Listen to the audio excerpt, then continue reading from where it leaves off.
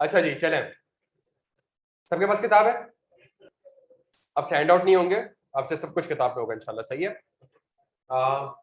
Second चीज, revise करके आए आप लोग? अच्छा, बेहतरीन हो गया। एक काम करते हैं,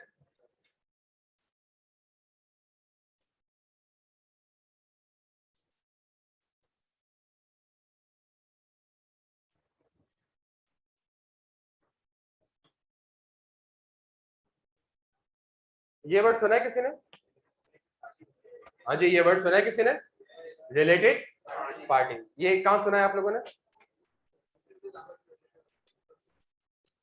ये कहाँ पे सुना है? कंपनी लॉ में सुना हुआ है ये, अकाउंटिंग में नहीं सुना। चले जी, हमारे पास IFRS में एक स्टैंडर्ड है जो कि अनफॉर्चुनेटली कैफ में आपके सिलेबस का पार्ट नहीं होता, वो CFAP में आपके सिलेबस का पार्ट होता है। सही है। तो एक वर्ड होता है हमारे पास जिसका नाम क्या होता है? Related party. और उसके ऊपर जो IS है वो कौन सा है? IS 24, एक स्टैंडर्ड है। अच्छा, एक बात मजे की, ये अकाउंटिंग स्टैंडर्ड नहीं है। सही है, ये स्टैंडर्ड अकाउंटिंग का स्टैंडर्ड नहीं है। ये स्टैंडर्ड है किस चीज का? ये सिर्फ दो बातें आपको बताता है। पहली बात कि रिलेटेड पार्टीज कौन है, और दूसरी बात कि अगर कोई रिलेटेड पार्टी है तो उसके अगेंस्ट आपने फाइनेंशियल स्टेटमेंट्स में क्या क्या डिस्क्लोजर्स देने। सिर्फ ये दो, अकाउंटिंग की बात नहीं करता वो। सही है। अच्छा,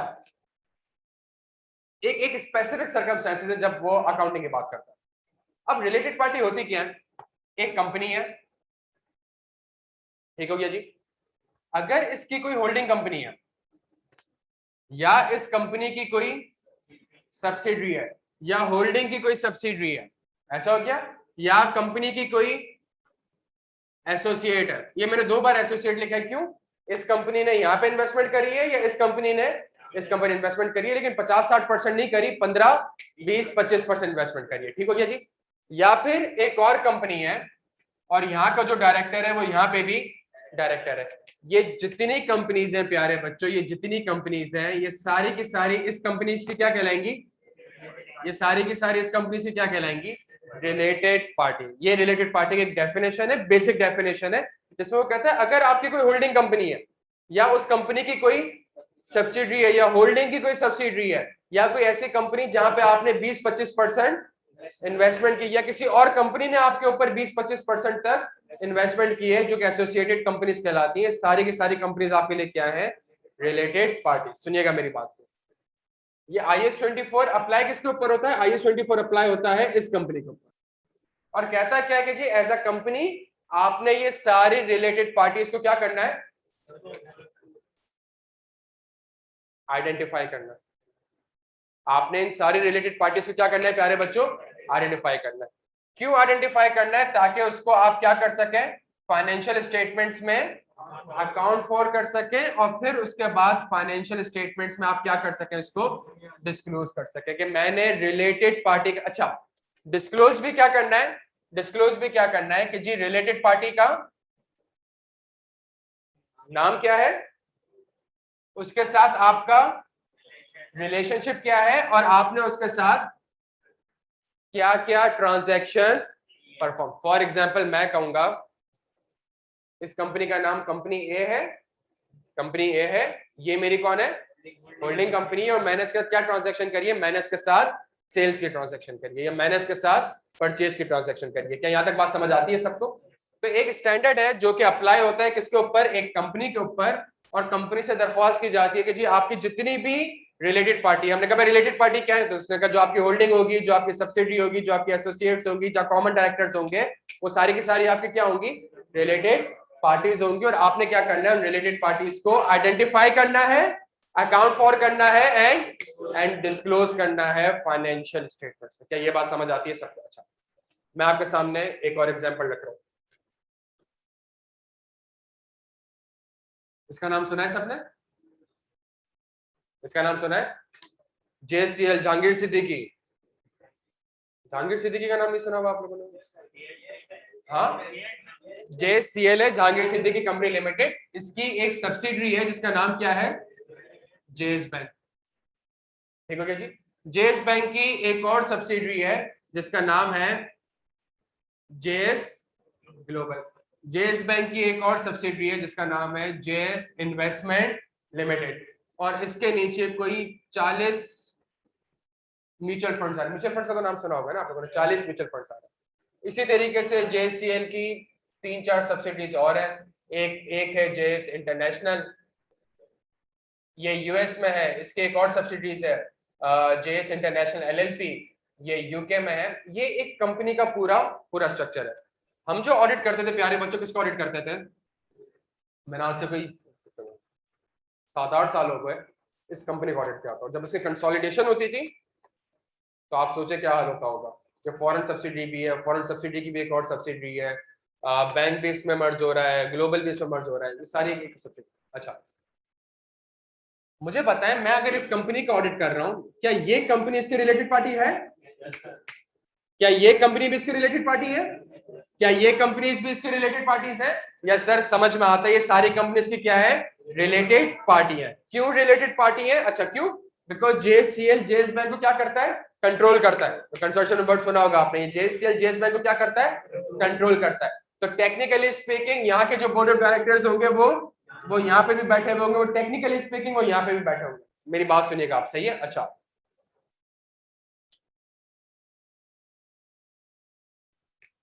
IS-24 चूंकि मैं इसको ऑडिट कर रहा था, तो IS-24 इस कंपनी पे अप्लाई होता था और इस कंपनी से कहा जाता था कि आपकी जितनी भी रिलेटेड पार्टीज है आपने उसको आइडेंटिफाई करना है, अकाउंट फॉर करना है, और डिस्क्लोज क्या करना है कि कंपनी का नाम क्या है, इसके साथ आपका क्या रिलेशनशिप है और आपने इसके साथ क्या किया।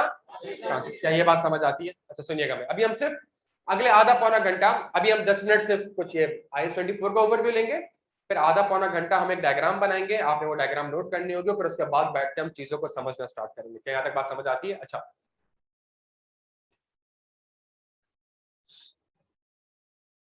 मेरी बात सुनिएगा, JCL के पास एक्सेस कैश पड़ा हुआ है, कहां जमा कराएगा? बैंक में। कौन से बैंक में? आरिफ हबीब के बैंक में। क्यों भाई? जब मेरा अपना बैंक है, एक्वायरी इसलिए करा था ताकि मेरे पास सिनर्जीज वगैरह है, तो जाहिर सी बात है जो एक्सेस कैश पड़ा होगा कहां जमा कराऊंगा?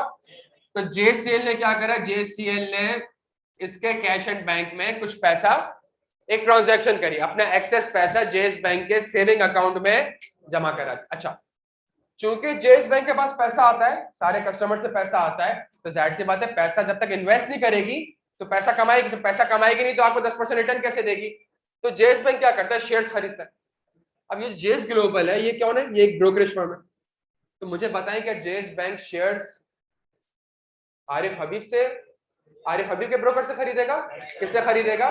तो इट मींस जेएस बैंक ने जेएस ग्लोबल के साथ एक ट्रांजैक्शन करी, और क्या ट्रांजैक्शंस करी?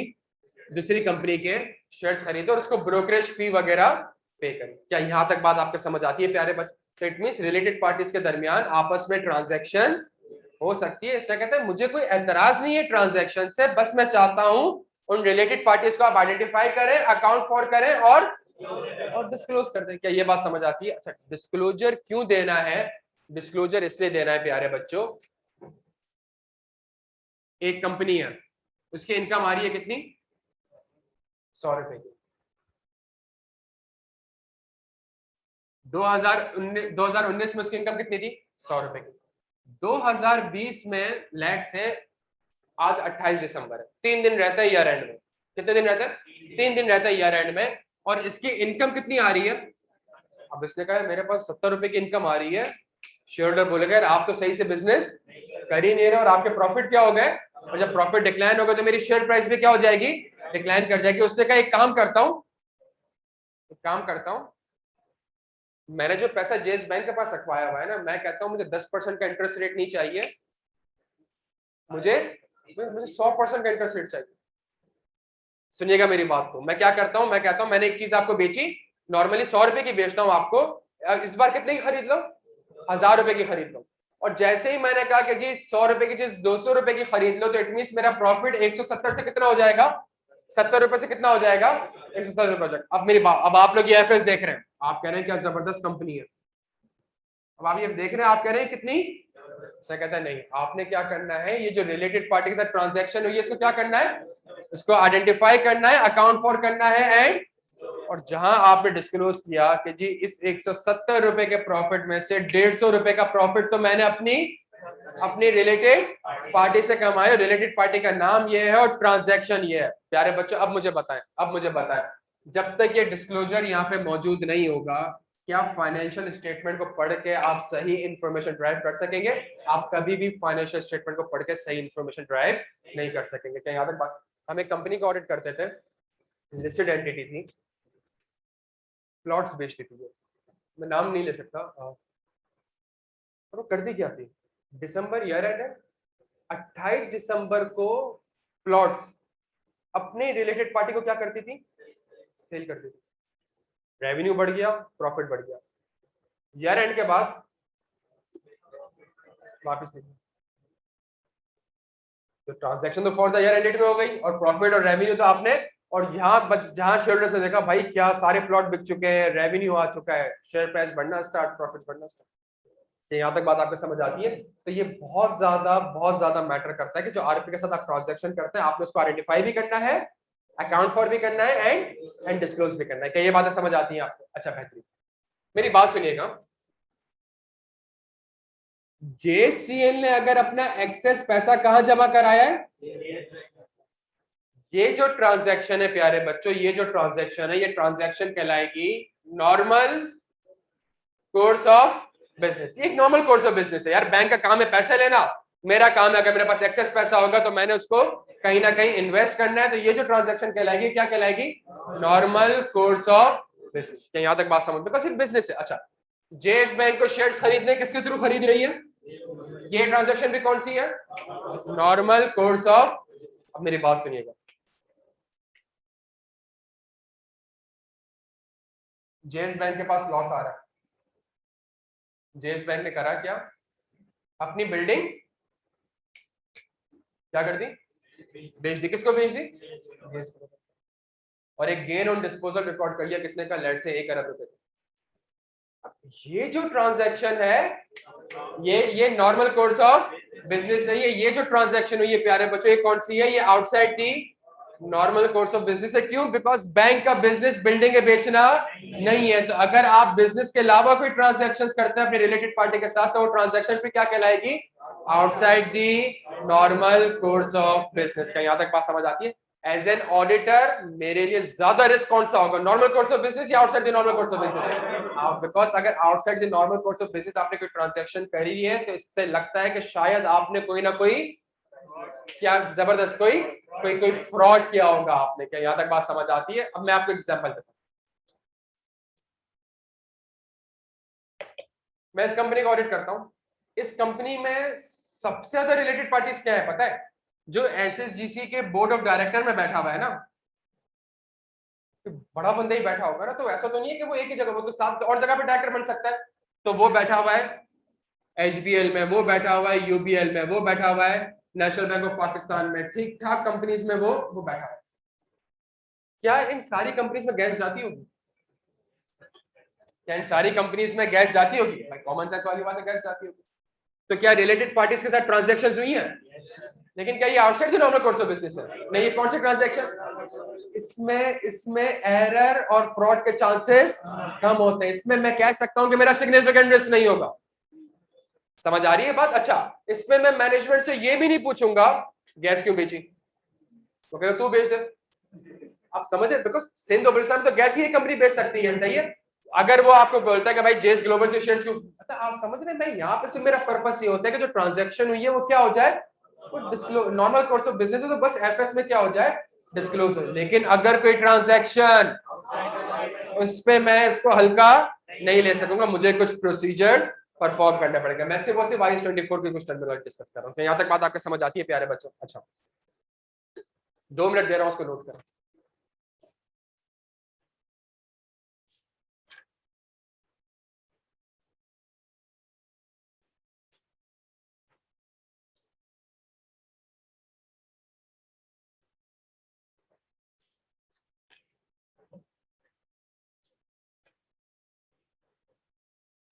आइए सर,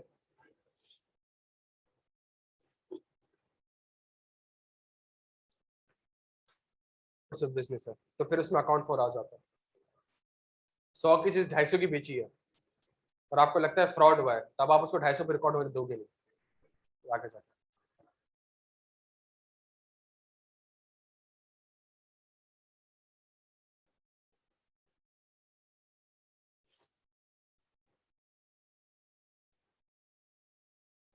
नोट कर लिया भाई?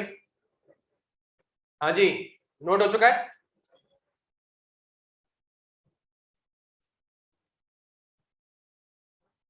जी सर। अभी आते हैं उस पर, अभी तो हमने ऑडिट थोड़ी पढ़ा है अभी। हाँ, ये आईएस के अंदर अकाउंट फॉर है, ऐसा नहीं कि 100 की चीज आप 300 की बेच रहे हैं और outside the normal course of business और आपने फ्रॉड करने दिया है, तो क्या पर ऐसा अलाउ करता है फ्रॉड करने?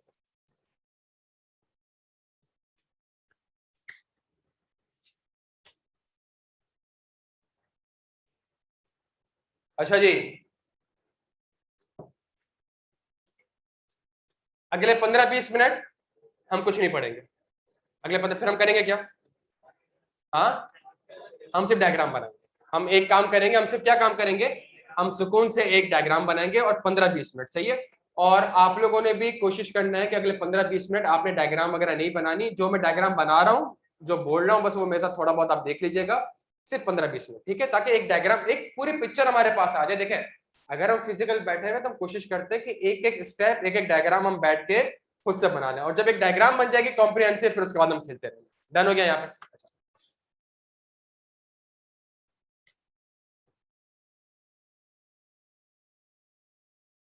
रिलेटेड पार्टी पे एक स्टैंडर्ड है जिसका नाम है आइजा 550।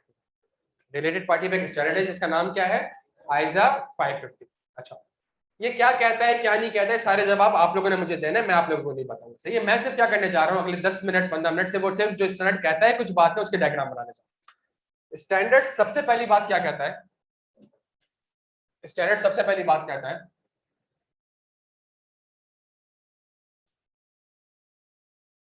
ऑब्टेन है। सबसे पहला काम आपका क्या है? आपने सबसे पहला काम करना है, आपने अंडरस्टैंडिंग ऑब्टेन करनी है। किस चीज की अंडरस्टैंडिंग ऑब्टेन करनी है मैं नहीं बताऊंगा, ये आप लोगों ने बाद में फिल द ब्लैंक करना है, ठीक है। मैं यहाँ पे एक लाइन ऑब्टेन एंड अंडरस्टैंडिंग। अच्छा, अगर आपने अंडरस्टैंडिंग ऑब्टेन करनी है ऑब्वियसली रिलेटेड पार्टी की, तो कैसे ऑब्टेन करें? आप एक काम करें, आप इंक्वायरी करें किससे? मैनेजमेंट से। आप इंक्वायरी करें किससे? मैनेजमेंट से। और मैनेजमेंट से क्या इंक्वायरी करें? मैनेजमेंट से इंक्वायरी करें कि जी बताएं, आपकी आइडेंटिफाई रिलेटेड पार्टी, या मैं कह दूं कि मुझे नाम ऑफ रिलेटेड पार्टी बताओ, उनके साथ आपका क्या रिलेशनशिप है वो बताओ, और आपने उनके साथ क्या ट्रांजैक्शंस करी हैं,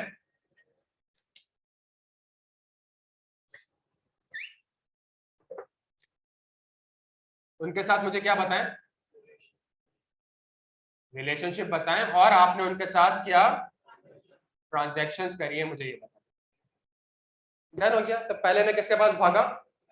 मैंने मैनेजमेंट से कहा कि भाई मुझे आप बताएं आपकी कौन कौन सी रिलेटेड पार्टीज है, उनके नाम क्या है, उनके साथ आपका क्या रिलेशनशिप, और उनके साथ आपने क्या किया। फिर उसके बाद मैंने करा एक और इंक्वायरी करी मैनेजमेंट के साथ, और वो इंक्वायरी क्या थी? वो इंक्वायरी थी मैनेजमेंट के साथ कि भाई बताएं, क्या बताएं कि रिलेटेड पार्टीज के ऊपर एज ए मैनेजमेंट आपने क्या क्या कंट्रोल स्टैब्लिश किए हुए हैं। एज ए मैनेजमेंट आपने क्या क्या कंट्रोल स्टैब्लिश किए। क्या मतलब इसका?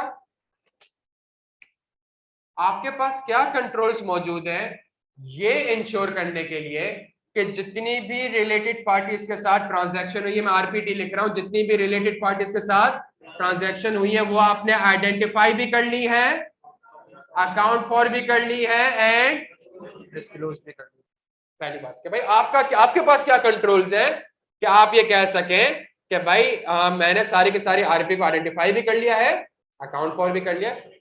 जहन पे जोर देने की जरूरत नहीं है। अब जो मैं सिर्फ कह रहा हूं ना, आपने 10 मिनट मेरी बात सुनी है। डन हो गया यहाँ पे? अच्छा, फिर उसके बाद रिलेटेड पार्टीज के साथ जो ट्रांजैक्शंस होती हैं उनको कौन ऑथराइज करता है और कौन अप्रूव करता है? कंट्रोल्स। तो भाई रिलेटेड पार्टी के साथ जो ट्रांजैक्शंस होती है उनको कौन ऑथराइज करता है, और अगर कोई ट्रांजैक्शन होती है outside the normal course of business में, तो इन ट्रांजैक्शंस को कौन ऑथराइज करता है और कौन अप्रूव करता है?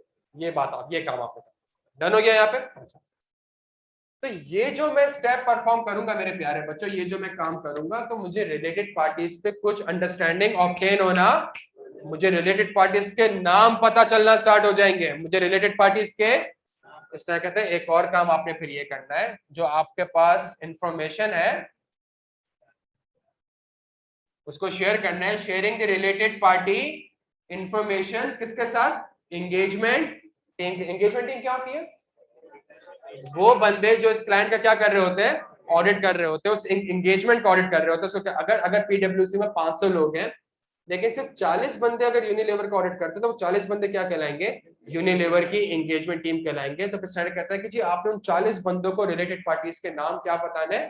कम्युनिकेट करना है। क्या यहाँ तक बात समझ आती है? क्यों करना है, किस लिए करना है, वो सारी बातें आगे जाके। अभी हम सिर्फ क्या करने जा रहे हैं? डायग्राम और नोट नहीं करना, जहन पे जोर भी नहीं देना है, सिर्फ चुपचाप मेरी बात सुनना। डन हो गया? अच्छा, ये क्लियर है?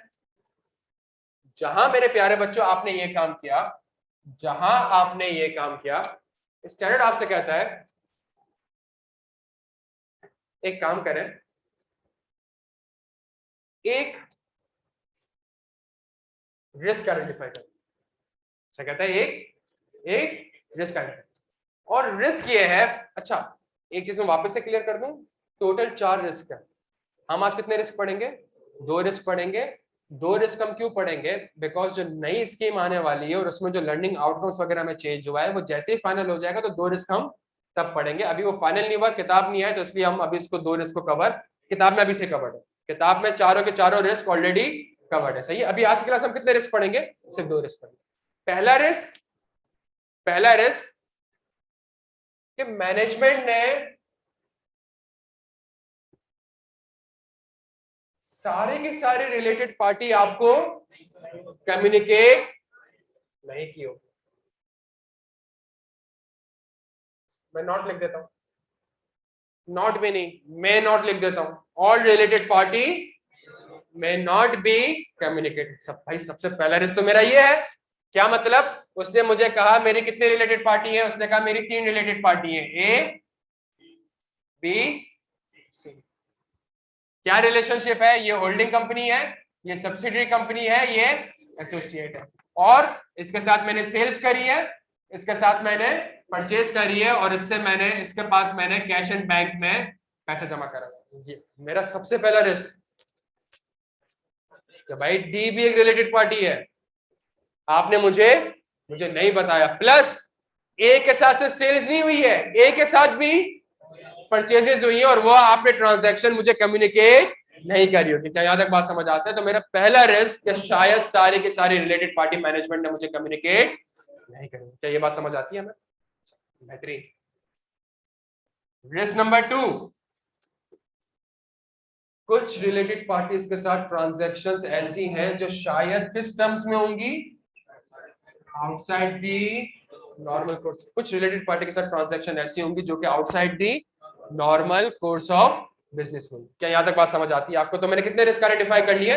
मैंने 2 रिस्क आइडेंटिफाई कर लिए बच्चों। क्लियर है हम सारे? यार जब मैंने रिस्क आइडेंटिफाई कर लिए तो सर मैं अब चुप तो नहीं बैठूंगा, अब मैं इस रिस्क का केस क्या करूंगा? प्रोसीजर। सर आ जाए कुछ प्रोसेस पढ़। पहला प्रोसीजर, पहला रिस्क क्या है? सारी की सारी आरपी आपको शायद कम्युनिकेट ना की। तो स्टैंडर्ड कहता है आप एक काम करें, इस रिस्क के अगेंस्ट एक प्रोसीजर करें। और वो प्रोसीजर क्या है प्यारे बच्चों? वो प्रोसीजर है कि आप क्या देख लें? इन्वेस्टमेंट रजिस्टर देख लें। आप क्या देख लें? शेयर होल्डर रजिस्टर देख लें। आप क्या देख लें? Minutes of the meeting of board of directors देख लें। आप क्या देख लें? आप डायरेक्टर से स्टेटमेंट ऑफ कॉन्फ्लिक्ट ले लें।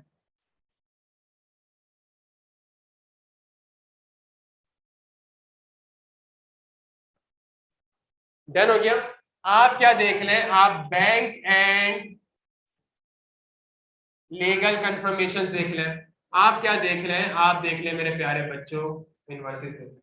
कुछ जहन पे जोर देने की जरूरत नहीं है, मैं सिर्फ आपके साथ बैठ के क्या करने जा रहा हूँ, एक और स्ट्रक्चर आपको खुद समझ में आ रहा होगा थोड़ा। सही है? अच्छा, अगर कोई ट्रांजैक्शन क्या है? आउटसाइड दी तो सर इसके अगेंस्ट क्या प्रोसीजर्स करें? सर एक काम करते हैं, इसके अगेंस्ट एक प्रोसीजर परफॉर्म ये करते हैं कि हम इंस्पेक्ट करते हैं। क्या इंस्पेक्ट करते हैं? एग्रीमेंट। हम क्या इंस्पेक्ट करते हैं प्यारे बच्चों? एग्रीमेंट। एग्रीमेंट इंस्पेक्ट क्यों कर रहे हैं हम एग्रीमेंट इंस्पेक्ट इसलिए कर रहे हैं ताकि हम क्या इवेलुएट कर सकें, इसके बिजनेस रैशनल को इवेलुएट। किसी ने भी जहन पे जोर नहीं देना, सिर्फ नोट कर लें, नोट भी ना करें, सिर्फ सुन लें मुझे, ताकि मैं इसके बिजनेस रैशनल को इवेलुएट कर लूं। और क्यों? एग्रीमेंट जब मैंने इंस्पेक्ट किया होगा तो जो एक्सप्लेनेशन मैनेजमेंट ने मुझे दी थी कि भाई मैंने ट्रांजैक्शन इसलिए करी है, तो जो वो कह रही है और जो एग्रीमेंट में लिखा हुआ है, क्या वो दोनों चीजें आपस में कंसिस्टेंट है या नहीं?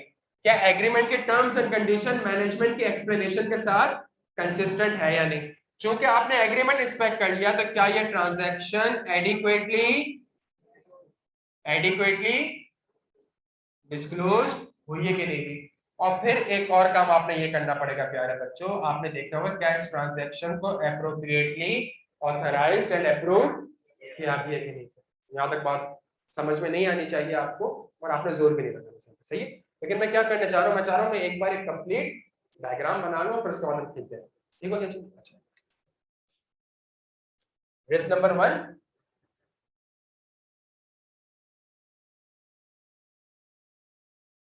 डन हो गया। रिस्क नंबर 2, तो रिस्क नंबर 1 के अगेंस्ट मैंने ये प्रोसीजर्स परफॉर्म किए, रिस्क नंबर 2 के अगेंस्ट मैंने ये प्रोसीजर। क्या यहाँ तक बात समझ आती है सब? अब होगा क्या प्यारे बच्चों, जब आप ये करोगे तो क्या होगा? जब ये करोगे तो क्या होगा? सबने एक्टिव रहना है, देखें जब ये करेंगे तो क्या होगा? देयर इज अ पॉसिबिलिटी कि शायद कोई न्यू रिलेटेड पार्टी आपको आइडेंटिफाई हो जाए, शायद आपको डी आइडेंटिफाई, ये मुझसे करें इसलिए ताकि डी पता चल जाए, या एग्जिस्टिंग आरपी के साथ कोई न्यू ट्रांजैक्शन आइडेंटिफाई हो जाए। It could be the possibility. सुनिएगा प्यारे बच्चों, अगर ऐसा हो जाता है तो स्टैंडर्ड कहता है आपसे आप फौरन से एंगेजमेंट टीम को कम्युनिकेट करें कि भाई मुझे एक न्यू रिलेटेड पार्टी आइडेंटिफाई। क्या बात समझ आती है? आप मैनेजमेंट से क्या करें प्यारे बच्चों? रिक्वेस्ट करें कि जो न्यू रिलेटेड पार्टी मैंने आइडेंटिफाई करी है, इसके साथ न्यू रिलेटेड पार्टी के साथ जितनी भी ट्रांजैक्शंस हुई हैं वो सारी की सारी मुझे कम्युनिकेट करें। मैनेजमेंट से बड़े सख्त अंदाज में इंक्वायर करें कि भाई आपके इंटरनल कंट्रोल्स, हाँ मेरे प्यारे बच्चों, आपके इंटरनल कंट्रोल्स इतने इनइफेक्टिव क्यों थे कि इस रिलेटेड पार्टी को आइडेंटिफाई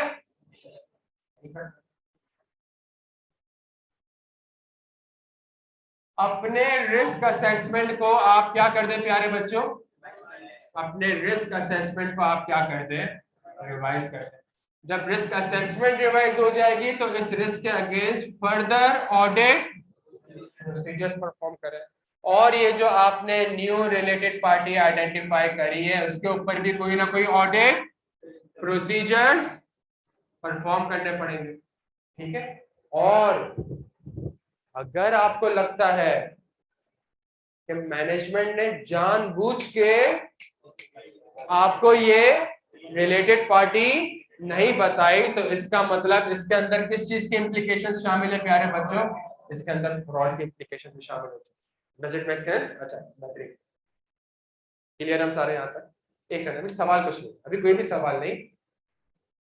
मैंने आपके साथ बैठ के क्या करा, जो हमारा 90% आइजा 550 में चीजें लिखी हुई थी, मैंने सिर्फ और सिर्फ उसको एक जगह पे, जो मैं उसको एक बार वापस से, स्टैंडर्ड सबसे पहली चीज आपसे कहता है कि आप रिलेटेड पार्टी की अंडरस्टैंडिंग कैसे अंडरस्टैंडिंग ले? मैनेजमेंट से इंक्वायरी करे। क्या इंक्वायरी करेगा? मैं नाम बता दो, रिलेशनशिप बता दो, प्लस कंट्रोल्स की अंडरस्टैंडिंग ले।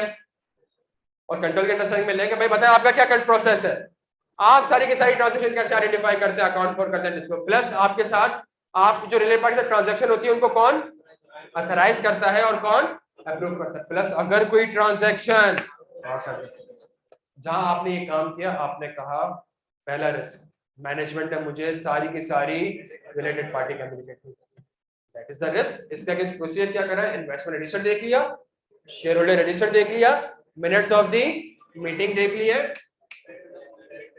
हाँ जी, डायरेक्टर स्टेटमेंट ऑफ कॉन्फ्लिक्ट देख लिया, बैंक कंफर्मेशन देख ली, लीगल कंफर्मेशन देख ली, इनवॉइसेस देख ली, डन हो गया। अच्छा, मेरा दूसरा रिस्क, कुछ ट्रांजैक्शंस ऐसी हैं जो कि भाई इसको तो मैं नहीं छोड़ सकता है, तो रिस्क ज्यादा है, तो मैं काम करता हूं, मैं एग्रीमेंट देखता हूं ताकि मुझे पता चल सके कि इस ट्रांजैक्शन का बिजनेस रैशनल क्या था, और एग्रीमेंट देख के बिजनेस रैशनल को इवैल्यूएट करूंगा।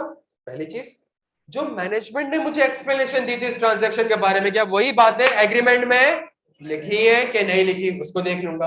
और तीसरी चीज मैं ये देख लूंगा, जो एग्रीमेंट में टर्म्स एंड कंडीशन है, क्या वो फाइनेंशियल स्टेटमेंट में वैसे के वैसे डिस्क्लोज हुए कि नहीं। तो यहां तक बात समझ आती है आपको?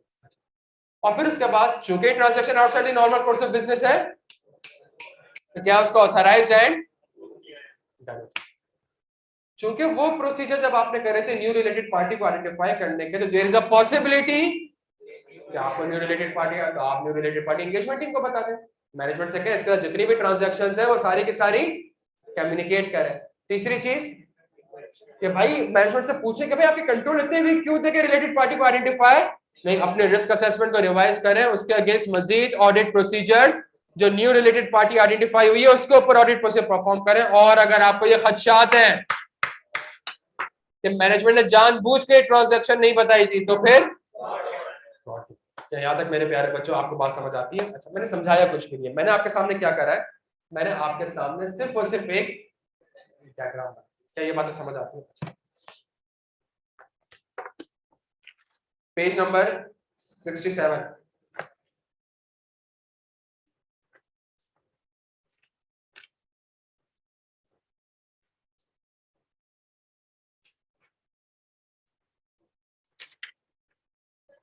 एक सेकंड, पेज नंबर 76 पे आए आप जी।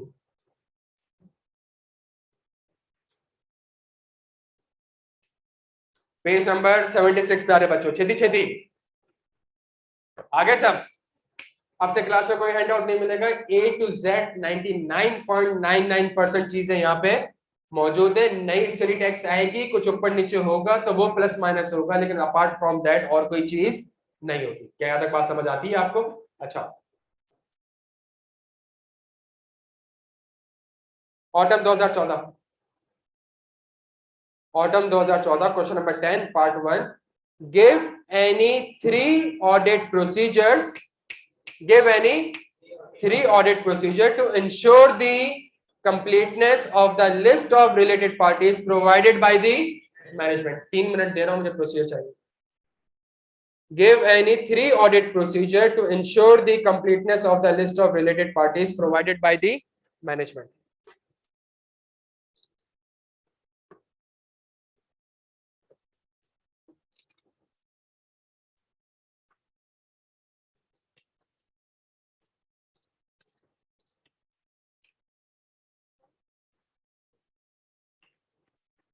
give any three audit procedures to ensure the completeness of the list of related parties provided by the management।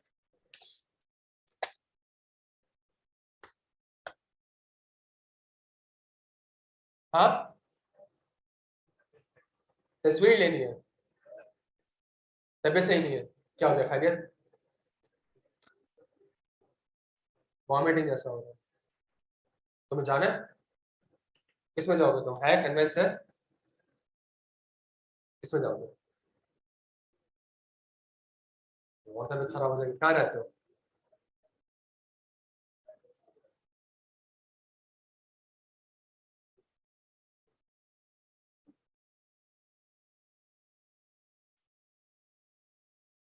हाँ भाई असद, आसान है मुश्किल है? पता ही नहीं चल रहा। ऑडिट प्रोसीजर्स, मैं वापस give any 3 audit procedure to ensure the completeness of the list of related parties provided by the management। तो मैनेजमेंट ने आपको लिस्ट प्रोवाइड करी है, क्या उसके अंदर सारी की सारी आरपी आ रही है कि नहीं आ रही? बता दे कोई 3 प्रोसीजर। कौन से 3 प्रोसीजर? इसका आंसर यहां से लेके ऐसा ही है ना, यही है ना इसका आंसर। मैनेजमेंट ने आपको लिस्ट प्रोवाइड करी है, क्या ये कंप्लीट है? तो कंप्लीटनेस के लिए मैं क्या देखूंगा? Investment register, share holder register. सही है।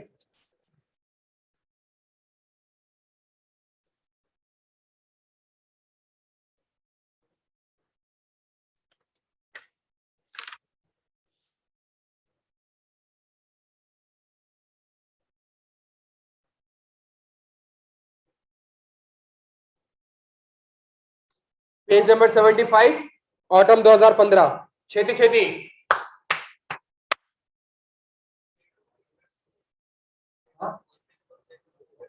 कॉन्फ्लिक्ट ऑफ इंटरेस्ट का ऑटम 2015, पेज नंबर 75। आगे sir, a schedule of related party transactions provided by the client includes 2 significant transactions which are outside the normal course of business. State the substantive procedures that an auditor should undertake in respect of these transactions। हाँ भाई असद, हाँ जी, आपके पास 2 transaction है जो कि outside the, बताएं आप क्या ऑडिट प्रोसीजर्स परफॉर्म करेंगे? हाँ जी, इसका आंसर यहां से लेके अब्दुल अहद सही कह रहा हूं ना? क्यों?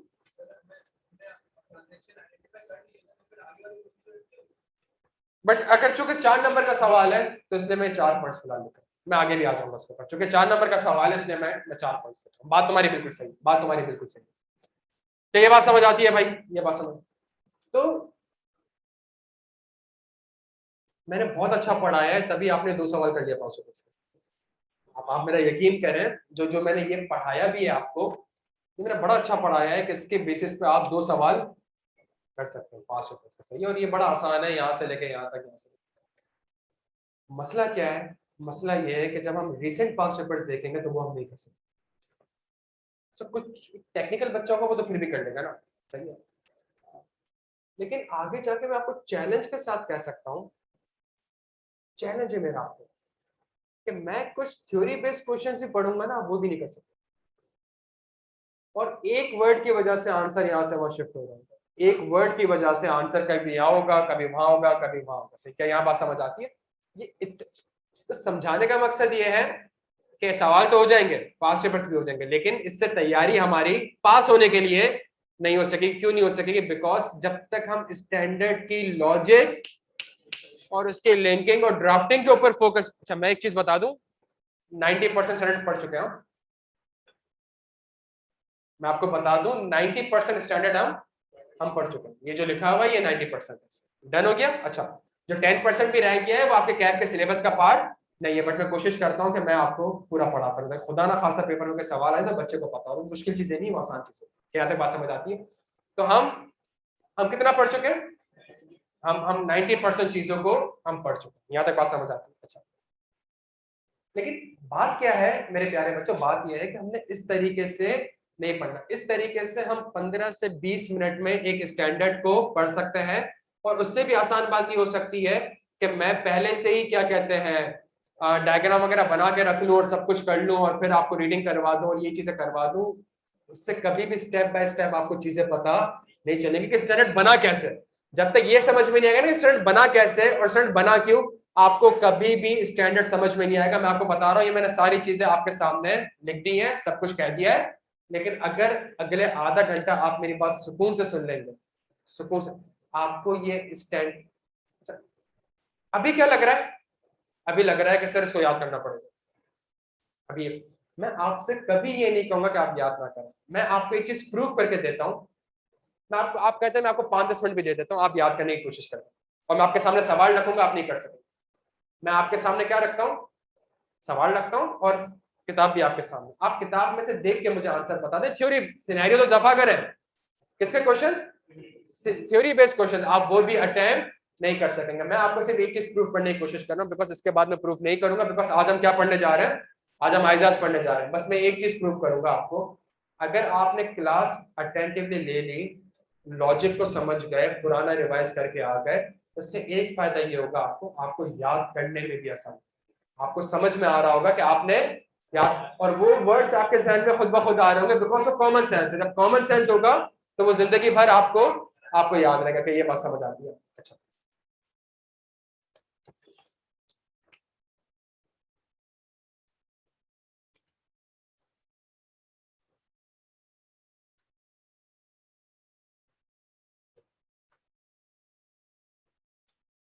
आज की क्लास में हम एक केस स्टडी भी डिस्कस करेंगे, सिलिंग बैंक की। तो सिलिंग बैंक में एक बहुत बड़ी फिल्म हुई थी, और पूरा पूरा ऑडिट रिपोर्ट में लिखा हुआ है, पूरा एफएस में भी लिखा हुआ है, ऑडिट रिपोर्ट में भी लिखा हुआ है, तो इंशाल्लाह, और सारी चीजें किताब के अंदर मौजूद है। सही है, तो हैंड आउट अलग से कुछ नहीं होगा, सब कुछ किताब के अंदर है। अच्छा, मेरी बात सुनो, सुनो, किताबें सारी बंद, अगले 15 मिनट आपने मुझे सुकून से सुनना है, फिर उसके बाद मैं मजीद आपको पढ़ाऊंगा, लेकिन 15 मिनट आपको रजिस्टर वगैरह सारे बंद करने। हमारे पास ऑडिट कितने एलिमेंट्स हैं, हमारे पास ऑडिट के प्यारे बच्चों 5 एलिमेंट्स है। पहला, इसमें शेयर होल्डर है, शेयर होल्डर है, मैनेजमेंट है, और डन हो गया।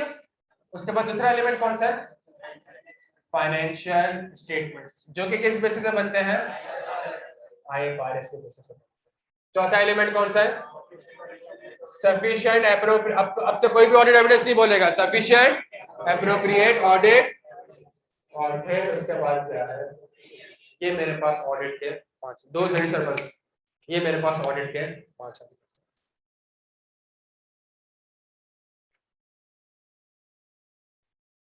हम क्या पढ़ रहे हैं, मेरा पहला सवाल आपसे, आइजा 550 इस दुनिया में क्यों आया, आइजा 550 इस दुनिया में क्यों आया, नाम है रिलेटेड पार्टीज, बस क्यों आया, क्योंकि सर एक आईएफआरएस मौजूद था जिसका नाम क्या था, IS-24, और इसका नाम भी क्या था, रिलेटेड पार्टी। और ये कहता क्या था, ये कहता था कि भाई रिलेटेड पार्टीज कौन कौन सी होती है, कौन कौन सी होती है, रिलेटेड पार्टी कौन कौन सी होगी प्यारे बच्चों, जो मेरी होल्डिंग कंपनी होगी, जो मेरी सब्सिडरी कंपनी होगी, होल्डिंग की कोई सब्सिडरी होगी, एसोसिएट्स होंगी, या फिर कोई, और इसके अलावा भी बहुत सी चीजें हैं, इसके अलावा डायरेक्टर की बहन भी है, डायरेक्टर का भाई भी है, उसका भी ट्रांजेक्शन है, वो भी, लेकिन अभी बेसिक डेफिनेशन। सही है, यहाँ तक बात समझ आती है। स्टैंडर्ड क्या कहता है कि इन सारी रिलेटेड पार्टीज को आपने क्या करना है, आइडेंटिफाई करना है, अकाउंट फॉर करना है, एंड डिस्क्लोज करना है। और क्या क्या चीजें डिस्क्लोज करनी है मेरे प्यारे बच्चों, क्या क्या चीजें डिस्क्लोज करनी है, उसका नाम क्या है, उसके साथ क्या रिलेशनशिप है, और आपने उसके साथ IS-24 अकाउंटिंग का स्टैंडर्ड 99.99% अकाउंटिंग का स्टैंडर्ड नहीं है, एक केस में अकाउंटिंग का स्टैंडर्ड है, बाकी नॉर्मली किस चीज का स्टैंडर्ड है, ये डिस्क्लोजर का है कि भाई आपने रिलेटेड पार्टी से ट्रांजैक्शन को क्या करना है, डिस्क्लोज करना है। यहाँ तक बात समझ आती है, सुनिएगा मेरी बात। अच्छा, मैं अब तक हमने जितना पढ़ा है मैं सब कुछ लिख रहा हूँ, क्या है, मैनेजमेंट की जिम्मेदारी क्या है, to prepare FS in accordance में एंड टू प्रोवाइड,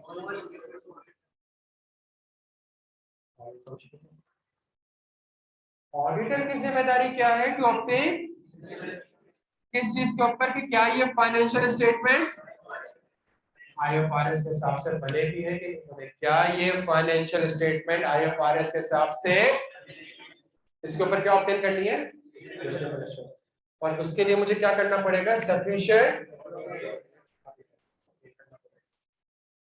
मतलब एज एन ऑडिटर मेरी जिम्मेदारी है कि क्या सारी की सारी रिलेटेड पार्टीज की transaction identify, account for, and as per whether FS are prepared in accordance with. क्या यहाँ तक बात समझ आती है। अच्छा, सुनिएगा प्यारे, तो एज एन ऑडिटर मैंने सबसे पहला काम क्या करा, मैंने सबसे पहला काम करा प्लानिंग, और प्लानिंग में सबसे पहला काम मैंने क्या करा प्यारे बच्चों, सबसे पहला काम मैंने करा obtain an understanding of entity and it's environment including it's, अच्छा क्यों क्यों, ताकि मैं रिस्क को आइडेंटिफाई भी कर सकूं और असेस भी कर सकूं। असेसमेंट दो किस्म के होंगे, एक नॉर्मल रिस्क होगा, एक, चूंकि ये अंडरस्टैंडिंग ऑब्टेन करनी है मुझे, चूंकि ये अंडरस्टैंडिंग ऑब्टेन करनी है, तो अंडरस्टैंडिंग ऑब्टेन करने के लिए जो मैं प्रोसीजर्स परफॉर्म करता हूं वो क्या कहलाते हैं, रिस्क असेसमेंट प्रोसीजर, जो कि मेरे पास क्या होते हैं, इंक्वायरी होते हैं, जो कि मेरे पास क्या होता है, ऑब्जर्वेशन होता है। तो ये बात आपको समझ आती है, सारा पढ़ा हुआ है मैडम, सारा पढ़ा हुआ है, डन हो गया। जब मैंने रिस्क आइडेंटिफाई कर लिए तो फिर मैं किस फेज में दाखिल हो जाता हूँ, परफॉर्मेंस फेज में, और परफॉर्मेंस फेज में आके फिर मैं क्या परफॉर्म कर रहा होता हूँ, ऑडिट प्रोसीजर्स को परफॉर्म, ताकि मुझे क्या ऑब्टेन हो जाए, sufficient appropriate audit. Clear? What if, अगर मैं आपसे ये कहूं कि जो हमने आज पढ़ा इसका 80 to 90% तो आइजा 550 की अपनी कोई औकात ही नहीं है। हमने जो पढ़ा अगर हम कॉन्सेप्चुअल फ्रेमवर्क को अप्लाई करें तो ये तो स्टैंडर्ड खुद बना सकते हैं बैठकर। अगर मैं कॉन्सेप्चुअल फ्रेमवर्क को अप्लाई करूं, मैं कॉमन सेंस अप्लाई करूं, तो ये स्टैंडर्ड तो मैं खुद बैठ कर बना सकता हूं। फॉर एग्जांपल, अगर आपने परफॉर्मेंस फेज पर ऑडिट प्रोसीजर परफॉर्म करे और अगर आपको कोई न्यू इंफॉर्मेशन रिसीव होती है तो स्टैंडर्ड क्या कहता था, अपने रिस्क असेसमेंट को क्या करना है, रिवाइज करना है और उसके अगेंस्ट मजीद ऑडिट प्रोसीजर्स परफॉर्म करना है। प्यारे बच्चों, यहाँ पे जो मैंने लिखा है, कितने लोग ऐसे हैं जिन्होंने सारी क्लासेस ली हुई है? आप लोगों ने ली हुई है? सबने ली हुई है? आप समझ रहे हैं मेरे प्यारे बच्चों, एक क्लास पे स्किप करोगे आगे सब कुछ फर्क होगा। प्लीज सुन लो, खुदा का वास्ता है, एक क्लास भी मिस नहीं करनी आपने। अगर एक क्लास भी आपने मिस करी, A to Z जितना कुछ पुराना पढ़ा हुआ होगा, सारी की सारी चीजें आपस में क्या होगी, लिंक्ड होगी। अच्छा मेरी बात सुनिए,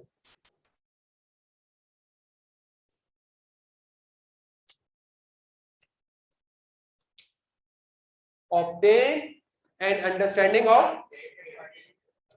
related party relationship and done. ISA 550 क्या कहता है, आपने रिलेटेड पार्टी के ऊपर अंडरस्टैंडिंग ऑब्टेन, अंडरस्टैंडिंग, अच्छा अंडरस्टैंडिंग ऑब्टेन करनी है, तो अंडरस्टैंडिंग ऑब्टेन करने का तरीका मेरे पास क्या था, रिस्क असेसमेंट प्रोसीजर। पहला तरीका इंक्वायरी, तो इंक्वायरी किससे करी प्यारे बच्चों, मैंने मैनेजमेंट से। अच्छा मैनेजमेंट से क्यों इंक्वायरी करी, मैनेजमेंट से क्यों इंक्वायरी करी, बिकॉज मैनेजमेंट की तो जिम्मेदारी है to prepare FS in accordance with, management की तो जिम्मेदारी है सारी की सारी आरपी को आइडेंटिफाई करना, अकाउंट फॉर करना एंड डिस्क्लोज करना। तो भाई जिम्मेदारी किसकी है, मैनेजमेंट की। तो मैं इंक्वायरी भी कर, इंक्वायरी करूं क्या भाई, ये एफएस किसके साथ से बनने चाहिए, आईएफआरएस क्या कहता है, आईएफआरएस क्या कहता है, आइडेंटिफाई, अकाउंट फॉर एंड क्या, तीन चीजें, नेम, रिलेटेड पार्टी एंड, बस यही तो इंक्वायरी करनी है प्यारे बच्चों कि भाई आपके नेम और रिलेटेड पार्टीज क्या है, उनके साथ क्या ट्रांजैक्शंस रिलेशनशिप है, उनके साथ आपने क्या, मेक सेंस ना यार कि भाई जो चीज अकाउंट्स में जानी चाहिए उसी से रिलेटेड आप इंक्वायरीज करेंगे। और मैनेजमेंट से क्यों इंक्वायरी कर रहा हूं भाई, उसकी रिलेटेड पार्टी है, मेरी थोड़ी है। क्या तक बात समझ आती है, I obtain an understanding of the entity and its environment including its, भाई आरपी में तो एरर और फ्रॉड के चांसेस बहुत ज्यादा है, और एरर और फ्रॉड को प्रिवेंट करने के लिए, डिटेक्ट करने के लिए और करेक्ट करने के लिए किस चीज की जरूरत होती है, इंटरनल कंट्रोल्स की। तो फौरन से मैंने मैनेजमेंट से इंक्वायरी करी, क्या रिलेटेड पार्टी के ऊपर कोई इंटरनल कंट्रोल आपने स्टैब्लिश, जिस तरह सेल्स पे किए हुए थे, जिस तरह परचेज पे किए हुए थे, और कंट्रोल किस चीज के, कि भाई कोई ऐसा कंट्रोल बताए जिससे ये पता चल जाए कि सारी की सारी RP identify, account for and disclose हो चुके हैं। ये वही वर्ड जो वहां पे लिखे हुए आ रही है, वही वर्ड जो वहां लिखे हुए आ रहे हैं, सारी की सारी transaction identify, account for and disclose हो चुकी है। अगर कोई रिलेटेड पार्टी के साथ, जिस तरह सेल्स ऑर्डर बनता है तो head of sales department authorise करता था, जिस तरह परचेज ऑर्डर बनता था तो हेड ऑफ सेल्स, इस तरीके से आरपी के साथ कोई ट्रांजैक्शन होती है तो उसको कौन ऑथराइज करता है और कौन अप्रूव करता है, प्लस अगर कोई ट्रांजैक्शन तो उसको कौन ऑथराइज करता है और उसको कौन अप्रूव करता है। यहाँ तक बात समझ आती है आपने?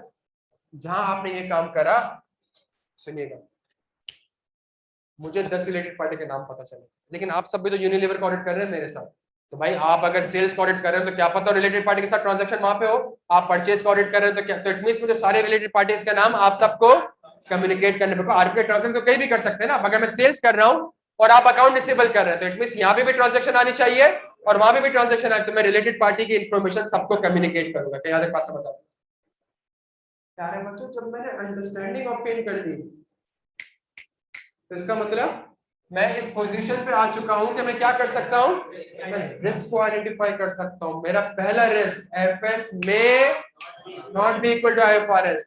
आईएफआरएस कहता है सारी की सारी आरपी के साथ ट्रांजैक्शन क्या होनी चाहिए, आइडेंटिफाई होनी चाहिए, and the risk is management ने उसको आइडेंटिफाई, इट मींस मैनेजमेंट ने सारी की सारी आरपी मुझे कम्युनिकेट। दूसरी ट्रांजैक्शन शायद आरपी के साथ जो ट्रांजैक्शन है वो किसमें है, outside the normal course of business में। बात समझ आती है? अगर मैनेजमेंट ने मुझे सारी रिलेटेड पार्टी नहीं बताई तो प्रोसीजर्स क्या है, ये याद आप आराम से कर सकते हैं। सुनिएगा मेरी बात, ये याद आप आराम से कर सकते हैं, बट मेरी बात सुनिएगा, ये प्रोसीजर्स के पीछे लॉजिक क्या है पता है? क्या ये मेरी रिलेटेड पार्टी है? क्यों? इसने मेरी कंपनी में क्या करा हुआ है? इट मींस अगर मैं अपना शेयर होल्डर रजिस्टर देखूं तो मुझे होल्डिंग कंपनी का नाम देखना चाहिए। अच्छा, ये मेरी रिलेटेड पार्टी क्यों है? बिकॉज मैंने इसमें क्या करी हुई है, इन्वेस्टमेंट की हुई है। इट मींस अगर मैं यहाँ पे बैठ के इन्वेस्टमेंट रजिस्टर देखूंगा तो मुझे हर वो कंपनी पता चल जाएगी जहां जहां पे मैंने इसी तरीके से इस कंपनी में मैंने इन्वेस्टमेंट करी होगी, इस कंपनी ने मेरे शेयर्स को एक्वायर्ड किया होगा। तो प्यारे बच्चों देख लेना investment register, share holder register. अब याद करते हुए लॉजिक समझ में आएगा तो ता कयामत याद रहेगा। Make sense. मैं ये नहीं कह रहा कि आपको याद नहीं करना, ये मैं मेहनत क्यों कर रहा हूँ, चिल्ला क्यों रहा हूँ, सिर्फ इसलिए ताकि आपको लॉजिक याद है तो जिंदगी भर याद रहेगा कि यार इन्वेस्टमेंट रजिस्टर देखूंगा। अबे रिलेटेड पार्टी जब है ये कि उसने मेरी कंपनी में शेयर्स खरीदे तो शेयर रजिस्टर देख लो ना यार। जब रिलेटेड पार्टी है ये कि मैंने तुम्हारी कंपनी में इन्वेस्टमेंट करी है तो मैं अपनी बुक्स में क्या देख लूंगा, इन्वेस्टमेंट रजिस्टर देख। जब रिलेटेड पार्टी के साथ ट्रांजैक्शन क्या होती है, ऑथराइज्ड एंड तो अप्रूव कौन करता है, नॉर्मली बोर्ड ऑफ डायरेक्टर्स। तो फिर मुझे क्या देखना पड़ेगा, minutes of the meeting of board of director. यहाँ तक बात समझ आती है प्यारे बच्चों? अगर एक डायरेक्टर यहाँ पे भी और किसी और कंपनी में भी डायरेक्टर है तो नॉर्मली कंपनी का प्रोसीजर क्या होता है, उससे आप क्या साइन करवाते हो, कॉन्फ्लिक्ट ऑफ इंटरेस्ट। भाई आप बताएं आप और कौन कौन सी कंपनी के डायरेक्टर है, तो फिर आप डायरेक्टर से क्या ऑब्टेन कर ले, डायरेक्टर से statement of conflict of interest. क्या यहाँ तक बात समझ आती है? बैंक एंड लीगल इनवॉइसेस थोड़ी देर बाद बताऊंगा, क्या समझ आ रही है बात? तो ये प्रोसीजर जब मैं परफॉर्म करूंगा तो मुझे शायद डी आइडेंटिफाई हो सकती है, शायद ए के साथ कोई और ट्रांजैक्शन आइडेंटिफाई हो सकती है। स्टैंडर्ड सुनिएगा मेरी बात को। मैनेजमेंट आपको कितने रिलेटेड पार्टी बताई थी, आपने कौन आइडेंटिफाई किया? आपने। टेक्निकली स्पीकिंग यहाँ पे जितनी चीजें लिखी हुई है वो सारी की सारी एक बार आप परफॉर्मेंस फेज में है और परफॉर्मेंस फेज में आपको न्यू रिलेटेड पार्टी आइडेंटिफाई हो। स्टैंडर्ड कहता है सबसे पहला काम करें, क्या एंगेजमेंट टीम को रिलेटेड पार्टी टी के बारे में पता है? क्या एंगेजमेंट टीम को रिलेटेड पार्टी टी के बारे में पता है? फॉरेन से रिलेटेड पार्टी को क्या करते हैं प्यारे बच्चों, कम्युनिकेट करें। क्या मैनेजमेंट ने आपको डी के साथ सारी ट्रांजैक्शंस बताई हुई है, तो मैनेजमेंट से रिक्वेस्ट करें कि मुझे सारी की सारी ट्रांजैक्शन रिलेटेड पार्टी डी के साथ बता दो। मैनेजमेंट ने कहा था मेरे पास कंट्रोल्स है जिससे मैं सारी की सारी आरपी को क्या कर सकता हूं, आइडेंटिफाई। तो मैनेजमेंट से पूछे कि भाई आपके इंटरनल कंट्रोल इतने इनइफेक्टिव या वीक क्यों थे कि रिलेटेड पार्टी को आइडेंटिफाई नहीं कर सके। चूंकि परफॉर्मेंस फेज में आपको क्या मिला प्यारे बच्चों, न्यू इंफॉर्मेशन मिली, तो देयर इज अ पॉसिबिलिटी कि आपको अपने रिस्क असेसमेंट को क्या करना पड़ेगा, रिवाइज करना पड़ेगा। जब रिस्क असेसमेंट रिवाइज होगी तो आपको इसके अगेंस्ट, आपने तो अब तक ए के ऊपर काम किया था, बी के ऊपर काम किया था, डी के ऊपर तो आपने कोई तो डी के ऊपर भी मजीद ऑडिट प्रोसीजर्स का आप क्या करने जा रहे हैं बच्चों? अब ये आपको अब याद करना है, रट्टा लगाने लगाओ, लेकिन अब आप कयामत रिटेन नहीं कि आपको ये चीज है। बस मेरे साथ बैठ कर लॉजिक्स पे काम करना है, आपको समझ एक चीज एक सेंस बनता है। आप मैनेजमेंट से आपने पूछा कितनी रिलेटेड पार्टी है, उसने कहा 3। आपने मैनेजमेंट से पूछा क्या क्या इंटरनल कंट्रोल्स है कि तुम ये इंश्योर कर सको कि 3 ही रिलेटेड पार्टी है। मैनेजमेंट ने कहा ये हमारे पास इंटरनल कंट्रोल्स है। और बाद में जाकर आपको चौथी रिलेटेड पार्टी आइडेंटिफाई हो जाती है। आप फौरन से अपनी एंगेजमेंट टीम को कम्युनिकेट करें, आप फौरन से मैनेजमेंट से कहें कि डी के साथ मुझे सारी की सारी, तो उससे पूछे कि जो तुम इतनी बड़ी बड़ी बातें कर रहे थे कि सारी की सारी आरपी मैंने आइडेंटिफाई कर ली, तो ये आइडेंटिफाई क्यों नहीं करी? जब जब मैंने डी आइडेंटिफाई कर ली तो देयर इज अ पॉसिबिलिटी कि ई भी मौजूद हो सकती है, तो मुझे अपने रिस्क असेसमेंट को क्या करना पड़ेगा? रिवाइज करना पड़ेगा, ताकि उसके अगेंस्ट में क्या कर सकूं? फर्दर ऑडिट प्रोसीजर्स परफॉर्म कर सकूं। क्या यहां तक मेरे प्यारे बच्चों बात समझ आती है? मैं आपसे एक सिंपल सी बात कहूं, एक और सिंपल सी इक्वेशन बताओ।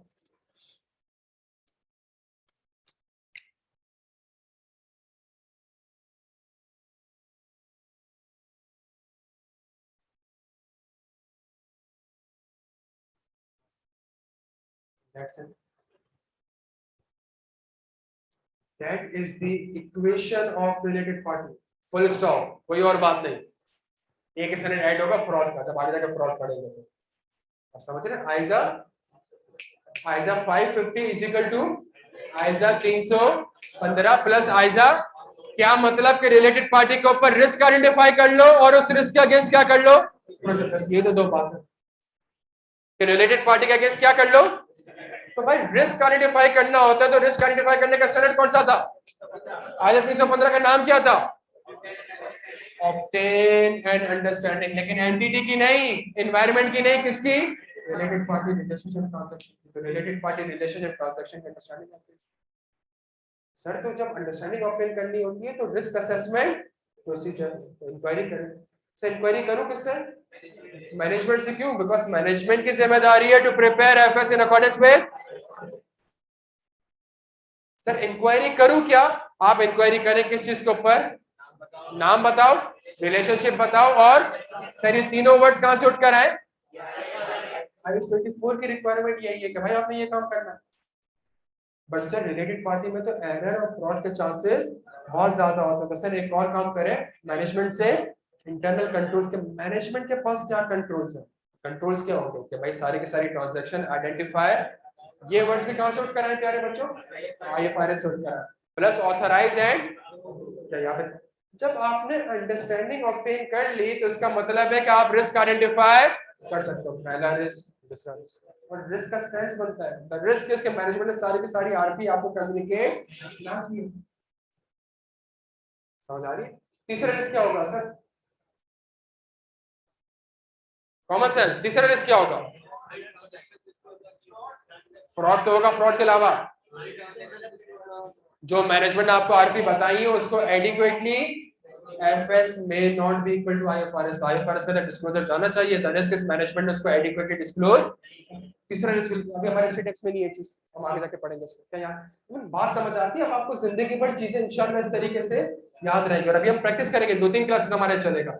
बट द पॉइंट इज प्यारे बच्चों, अगर आप क्लास में बैठे रहे ना तो कोशिश करिएगा जिस तरीके से मैं डायग्राम बना रहा हूँ, जिस तरीके से मैं उसको, तो जब मैं लिंक कर रहा हूँ और आप सोच रहे हो 315 क्या था, रिस्क असेसमेंट क्या था, अगर आप यूं करेंगे तो आप अपना भी टाइम जाया कर रहे हैं, मेरा भी टाइम जाया कर रहे हैं। मेरे लिए अच्छा था जिस तरह मैंने आधा घंटे पहले पढ़ाया था, मैं आपको ऐसे ही पढ़ा के निकल जाता और 5 पेपर्स आपको कहता है ये होमवर्क है, ये क्विज़ेस है, इसका आंसर यहाँ से लेकर यहाँ तक है। बाद में आपको टाइम इन्वेस्ट करना पड़ेगा। अगर क्लास में बैठ के मेरे साथ चीजें बैठ के देख लोगे एक बार तो चीजें हमेशा, और जो लॉजिक पे हम काम कर रहे हैं ना अभी कि ये रिस्क असेसमेंट प्रोसीजर्स है, ये ऑडिट प्रोसीजर्स है, आप इतना कयामत याद रहेंगे। समझ आ रही है बात? इन प्रोसीजर्स का सेंस बनता है। क्यों? सिर्फ रिलेटेड पार्टी है ही यही कि होल्डिंग कंपनी, सब्सिडी कंपनी, तो investment register, share holder register. और जहां आपने ये प्रोसीजर परफॉर्म करा तो आपने कोई न्यू रिलेटेड पार्टी शायद आइडेंटिफाई कहता है कि तुम यहाँ खड़े हो ना, तुमने सारे काम वापस से करने पड़ेंगे। मैनेजमेंट से वापस से ट्रांजैक्शंस पूछनी पड़ेगी, मैनेजमेंट से इंटरनल कंट्रोल पूछना पड़ेगा, मैनेजमेंट रिलेटेड एंगेजमेंट टीम को अपने सारे रिस्क असेसमेंट को क्या करना पड़ेगा, उसके अगेंस्ट मजीद ऑडिट। क्या कयामत याद रहेगा आपको। अब ऐसा नहीं हो सकता कि पेपर में आपने 3 ये लिख दिया और 3 ये लिख दिया, पेपर रट्टा लगाया हुआ, अब पता ही नहीं है कि जी कौन से प्रोसेस का। अब तक कयामत आपके पास एक सेंस रहेगा। और मैं अभी भी आपसे कह रहा हूँ, मैंने आपको समझाया कुछ नहीं है, आपसे अभी भी कह रहा हूँ, मैंने आपको समझाया कुछ नहीं है, मैंने सिर्फ डायग्राम बनाई है। वो डायग्राम बनी कैसे है सिर्फ वो समझाइए, सिर्फ उसकी लॉजिक समझाइए और उसकी थोड़ी बहुत linking. ISA 550 is equal to ISA 315। It means इसमें दो ही किस्म के प्रोसीजर है, एक रिस्क को आइडेंटिफाई करने के प्रोसीजर और दूसरे प्रोसीजर उस रिस्क के against procedure to obtain sufficient appropriate order. यहां तक बात समझ आ रही है आप लोगों के। मैंने अभी भी आपसे कह रहा हूं, मैंने अभी भी इस पूरे स्टडी में आपको कोई चीज नहीं समझाई है, मैंने डायग्राम बनाई है, डायग्राम की सिर्फ लॉजिक और लिंकिंग बताई है। अब मैं आगे जाकर इंशाल्लाह इसको समझाना भी स्टार्ट करूंगा, पास्ट पेपर्स भी करते हैं, प्रैक्टिस क्वेश्चन भी करते हैं, एक एक वर्ड को वापस से बैठकर समझेंगे। बट सिर्फ एक चीज प्यारे बच्चों, एक ऑडिट को पढ़ाने के 10,000 तरीके हो सकते हैं, उसमें से एक तरीका ये सबसे बेस्ट है, ये आपके लिए बेस्ट है, ये मेरे लिए बेस्ट नहीं है, मेरे लिए ख्वारी वाले काम नहीं है, सही है, ये आपके लिए बेस्ट है। मेरे लिए बड़ा आसान है कि मैं डायग्राम बना के रखूं, प्रोजेक्टर पे लगा दूं, सर्कल बना दूं, एरोज बना दूं, इसका आंसर यहाँ से। क्लास में आने का फायदा क्या है, तो एक एक चीज एक एक स्टेप अगर हम बैठ के लिखेंगे, मेहनत करेंगे, समझेंगे कि ये चीज कहाँ से आई, ये चीज कहाँ से आई, इसमें क्या फर्क है, इसमें क्या फर्क है, इसमें क्या फर्क है, ये कौन से प्रोसीजर्स हैं, ये कौन से प्रोसीजर, जब तक हम ये मेहनत क्लास में नहीं करेंगे, मसला ये होगा, ये मेहनत बाद में आपको करनी पड़ेगी। और एक और मसला ऐसा है, मेहनत के 3-4 बार ना करनी पड़ जाए। मैं आपको बिल्कुल ऑनेस्ट, ऑडिट का पर्चा वो पर्चा है, अगर ये फेल हो जाता है ना, आपको नहीं समझ आता ये फेल क्यों ना, बिल्कुल। और ऐसा नहीं कि मेरे बच्चे पास होते हैं, मेरे बच्चे भी फेल होते हैं, सही, ऐसे ऐसे रीजन नहीं है। द पॉइंट इज, जब ये फेल होना स्टार्ट होगा ना प्यारे, मैं आपको एक बात बताता हूँ, बड़ी हल्फन बता रहा हूँ, मैं अक्सर क्लास में बताता हूँ, मैं डरा नहीं रहा। हमारे फर्म में मेरे सीनियर थे, माशाल्लाह, वो उनको तो पार्टनर प्रपोज किया जा रहा था, बट उनकी जॉब आई कैप में। सीए कितने साल का होता है? 5.5 साल। 6.5 साल तक वो सिर्फ एडवांस ऑडिट का पर्चा दे रहा है। और मैं आपको अभी भी कह सकता हूँ, पूरे पाकिस्तान में उनसे टेक्निकल बंदा मैंने आज तक नहीं देखा। लॉ सामने लेके आ जाओ, टैक्स लेके आ जाओ, अकाउंटिंग लेके आ जाओ, ऑडिट लेके आ जाओ, उससे टेक्निकल बंदा आज तक मैंने अपनी जिंदगी में नहीं देखा। इतना एक्स्ट्राऑर्डिनरी टेक्निकल। सीएफएफसी से एडवांस का पर्चा कितने साल बाद निकला? 6.5 साल बाद। 13 अटेम्प्ट में आप सीए कर सकते हो। मेरा दोस्त 7 बैच में एसी से क्वालिफाइड करके सीए में आया, तो कैफ एग्जाम होता था उस जमाने में, और सीएफएफ के पर्चे देने होते थे। अभी वो डिलॉइट माल्टा में डायरेक्टर है माशाल्लाह, अगले 2-3 साल में वो पार्टनर बन जाएगा इंशाल्लाह डिलॉइट माल्टा में। उसका उसका C56 का पर्चा कोई 10वीं या 11वीं अटेम्प्ट में पास हुआ, अब P7 पास करके आया हुआ है, एसी से क्वालिफाइड है, और फर्म में बहुत ही टेक्निकल बंदा है, ऑडिट बड़ा जबरदस्त है। और वही वाली बात, 11 अटेम्प्ट, 12 अटेम्प्ट, 13 अटेम्प्ट, मसला पता है क्या था, समझ में नहीं आ रहा था फेल क्यों है। और आप, मैं आपसे हल्फन कह रहा हूँ, उसके अल्फाज से मुझसे पूछा ना कि भाई तेरी अटेम्प्ट में तूने ऐसा क्या करा कि पास, दोस्त है मेरा, तेरी अटेम्प्ट में ऐसा क्या करा कि तू पास हो गया? कह रहा बस मैंने आंसर में ना एक लाइन छोड़ के लिखा, ये उसका आंसर है कि मैं 12 अटेम्प्ट तो शायद फेल इसलिए हो रहा था कि मैं लाइनें नहीं छोड़ रहा था, मैंने इस बार एक लाइन छोड़ के आंसर लिखा, तो शायद इस वजह से ये हाल है हमारा। आप समझ रहे, मतलब रीजन ही नहीं, मतलब या तो ये हो ना, वो बोले मैंने एसीसी की प्रैक्टिस किट की थी, मैंने आईसीडब्ल्यू देखा था, मैंने फला टीचर से पढ़ा था, मैंने, अरे नहीं ऐसा कुछ नहीं, मैंने एक लाइन छोड़ के आंसर लिखा, शायद इसलिए पास हो गया। ये पता नहीं चलेगा इस सब्जेक्ट में आपको कि आप फेल क्यों हो रहे हैं, आप लिख के तो आ रहे होंगे, लेकिन आपको नहीं पता होगा आप क्या लिखता है।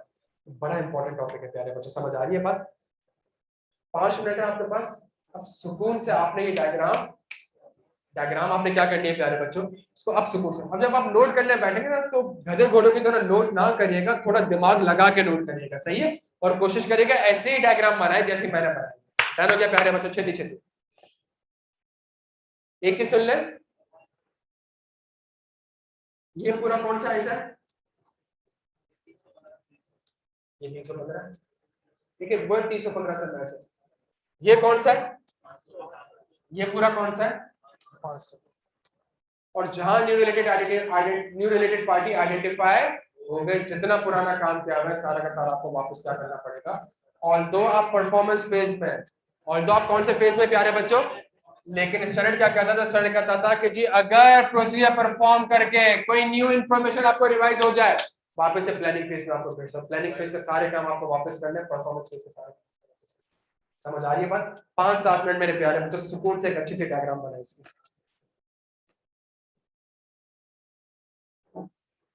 और मैं अभी भी आपसे कह दूं, मैंने समझाया कुछ नहीं है, मैंने पढ़ाया कुछ नहीं है, ये हम पढ़ेंगे इंशाल्लाह।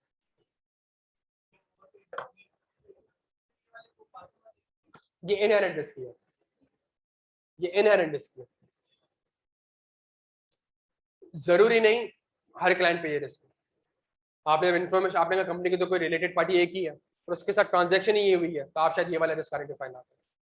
बट ऐसे जैसी कंपनी, स्टील मिल जैसी कंपनी जहाँ पे बेतहाशा रिलेटेड पार्टीज है, वहां पे आप कह सकते हो कि यहाँ पे ये रिस्क है।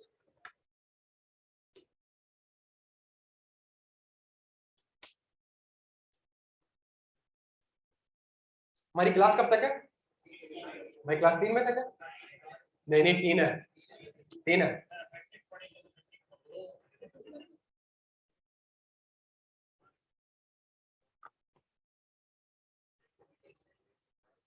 सॉरी, चलो एक सवाल है इसका, सर इसका डिटेक्शन रिस्क हाई होगा लो होगा? आप बता दें, आप बता दें, खुद बता दें। अगर कंट्रोल्स मौजूद नहीं है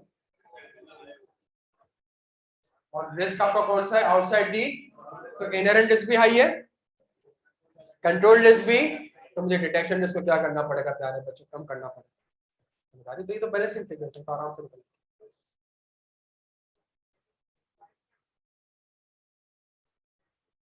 मैनेजमेंट से आप इंक्वायर करेंगे कि इंटरनल कंट्रोल इनइफेक्टिव क्यों है, कि वो सारी की सारी आरपी आइडेंटिफाई नहीं कर सकते।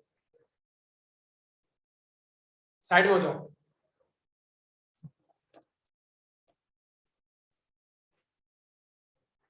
साइड में हो जाओ।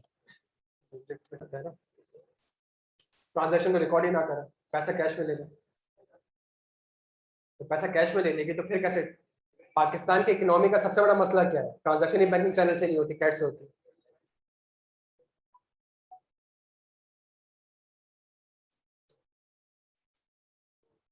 भाई नोट कर लिया?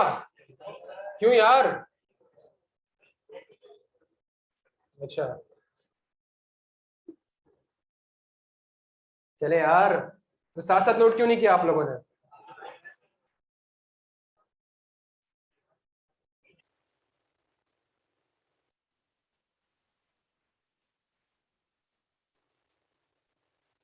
अगर आप 1 सेकंड के लिए वॉल्यूम 2 में आ जाए। आप लोगों ने ऑडिट सॉफ्टवेयर देख लिया पोर्टल पर? ऑडिट सॉफ्टवेयर देख लिया आप लोगों ने? नहीं देखा?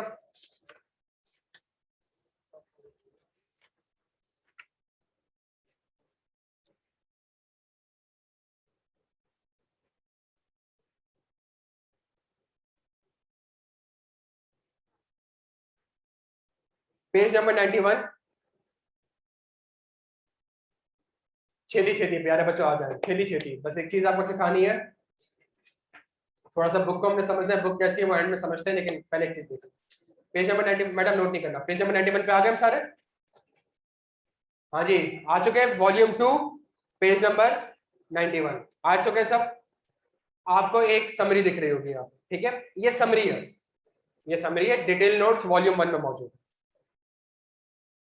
पहली चीज, how to identify and assess the risk of material misstatement on the related party. तो मुझे क्या करना पड़ेगा? Made inquiries with the management. और क्या इंक्वायरीज करूंगा? Identity of the entities, related party, दूसरी चीज रिलेशनशिप, तीसरी चीज ट्रांजैक्शन। सही है?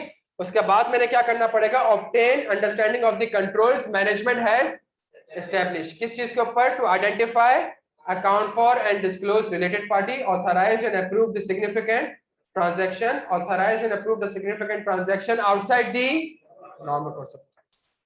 तीसरा पॉइंट आ रहा है sharing the related party information. उसके बाद procedures to ensure the completeness of the list of related parties, inspection of investment register, inspection of shareholder register, inspection of the minutes of the meeting of board of directors, bank and legal confirmation, invoices, inspection of the directors, conflict of interest। समझ आ रही है? अगर आप ये procedure perform करेंगे तो इससे होगा क्या, identification of the previously unidentified related party. तो आपने क्या करना पड़ेगा, communicate to the other team members, request management to identify all transaction with the newly identified related party, inquire why controls unable to identify the related party relationship or transaction, perform the audit procedures। अगली चीज, reconsider the risk that the RP relationship and transaction exists and management has not disclosed the auditor, if non disclosure intention evaluate the implication for the audit as per। एक short of summary है, और अगर आप लोग एक चीज जाके देखेंगे कहाँ पे, ऑडिट सॉफ्टवेयर में, तो वहां पे जो टैब्स बने हुए आ रहे हैं ना, उससे आपकी लिंकिंग इंशाल्लाह और अच्छी होगी। मेरी आप सबसे गुजारिश है, आप लोगों ने घर जाके या अभी ब्रेक वगैरह में आपने क्या देखना है, तो ऑडिट सॉफ्टवेयर जरूर देखना है प्यारे बच्चों। क्या यहाँ तक बात समझ आती है आपको? ये समरी है, ये पढ़ाना मकसद नहीं है, अभी इसको पढ़ाना मकसद, इसको हम बाद में पढ़ेंगे, सही है। वॉल्यूम 1 पे है, आइजा 550 आ रहा है, पेज नंबर 67 पे। छेती छेती आ जाए बच्चों, आ जाए पेज नंबर 67 पे। यहाँ पे आपको एक रिलेटेड पार्टी के डिटेल नोट्स आपको दिखेंगे, सही है। हमने इसको भी पढ़ना है, हमने समरी से पढ़नी है। यहाँ पे रिलेटेड पार्टी में आपको क्या दिखेगा, एक डिटेल नोट्स दिखेंगे, और जिस तरीके से हमने डायग्राम बनाई है, लाइक फॉर एग्जाम्पल अगर आप पेज नंबर 70 पे आएंगे, तो जिस तरीके से हमने डायग्राम बनाई है मोर और लेस वो डायग्राम आपको यहाँ पे भी दिख जाएगी। तो इससे फायदा ये होगा, जिस तरीके से हम चीजें पढ़ रहे होंगे किताब में भी उसी तरीके से चीजें लिखी होंगी, ताकि थोड़ी सी कंसिस्टेंसी हो, आपका टाइम सेव हो रहा है। ऐसा ना हो कि हम लिख कुछ और रहे हैं, पढ़ कुछ और रहे हैं, किताब कुछ और है, आप सारा क्या कहते हैं कंफ्यूज हो जाएंगे। क्या ये बात समझ आती है? मेरी एक कोशिश ये होगी कि जो भी हैंड आउट रीडिंग वाला है उसको हम, आपके ऊपर ऑप्शन है, अगर आप चाहते हैं कि हम क्लास में रीड करें हम क्लास में रीड कर लेंगे। अगर आप चाहते हैं कि सर इस वाले पोर्शन को हम ऑनलाइन पे लेके चले जाएं, आधे घंटे में उसको ऑनलाइन जाके रीड कर लें, ऑनलाइन जाके रीड कर लेंगे, ये आपका ऑप्शन है, जिसमें आप कन्वीनियंट है। क्लास में ही, तो अगर आप चाहते हैं कि हम क्लास में बैठ के इसको रीड करें, 15-20 मिनट 25 मिनट सुकून से इन्वेस्ट करें, हम ये भी कर सकते हैं। दूसरा काम ये कर सकते हैं हम, कि हम ऑनलाइन क्लास रख लें 9 बजे 9:30 बजे, और आधे घंटे की क्लास रखें, जिसमें अगर कोई हैंड आउट रीड करना होता है, जैसा आप लोग बोलेंगे वैसा ही हम क्लास में रीड करेंगे। डन हो गया यहाँ पे? चलो अच्छा, मैं थोड़ा सा आपको किताब के बारे में बता दूं। हमारे पास कितने वॉल्यूम्स हैं? वॉल्यूम 1 में आपके पास क्या आ रहा होगा, वॉल्यूम 1 में आपके पास डिटेल नोट्स आ रहे होंगे, और साथ में पास होता है। क्या ये बात समझ आती है? वॉल्यूम 2 में आपके पास समरीज आ रही होंगी, और प्रैक्टिस क्वेश्चंस आ रहे होंगे, और तीसरी चीज आंसर्स वॉल्यूम 2 में आ रहे होंगे। तो जो सवाल हम वॉल्यूम 1 में कर रहे होंगे उसके आंसर्स कहाँ पे मौजूद होंगे, वॉल्यूम 2 में मौजूद। इससे फायदा क्या होगा, इससे फायदा ये होगा कि जो भी हम सवाल देखेंगे तो उसका एक अच्छा आंसर हमारे पास मौजूद होगा, ताकि जब भी कल को आपने प्रैक्टिस करनी हो तो सारा का सारा सामान हमारे पास 1-2 किताबों के अंदर मौजूद है। क्लियर है हम सारे यहाँ पे? अच्छा, अब मेरी बात सुकून से सुनो, इसको हम थोड़ा सा समझने की कोशिश करते हैं। अब हम थोड़ा सा इसको समझने की कोशिश करते हैं, और फिर उसके बाद एक केस स्टडी हम डिस्कस करते हैं, और केस स्टडी डिस्कस करने के बाद हम 2-3 सवाल करते हैं और फिर घर चले जाते हैं। ठीक है? अच्छा, मेरी बात सुनो। एक स्टैंडर्ड आया IFRS में, जिसका नाम क्या था, IS 24, और वो कहता क्या था, वो कहता था भाई रिलेटेड पार्टीज को आइडेंटिफाई करो, अकाउंट फॉर करो, एंड पहला सवाल हमने IFRS से पूछा, भाई बताओ तो रिलेटेड पार्टी है कौन? तो उसने कहा होल्डिंग कंपनी, सब्सिडियरी, एसोसिएट्स। हमने कहा सही।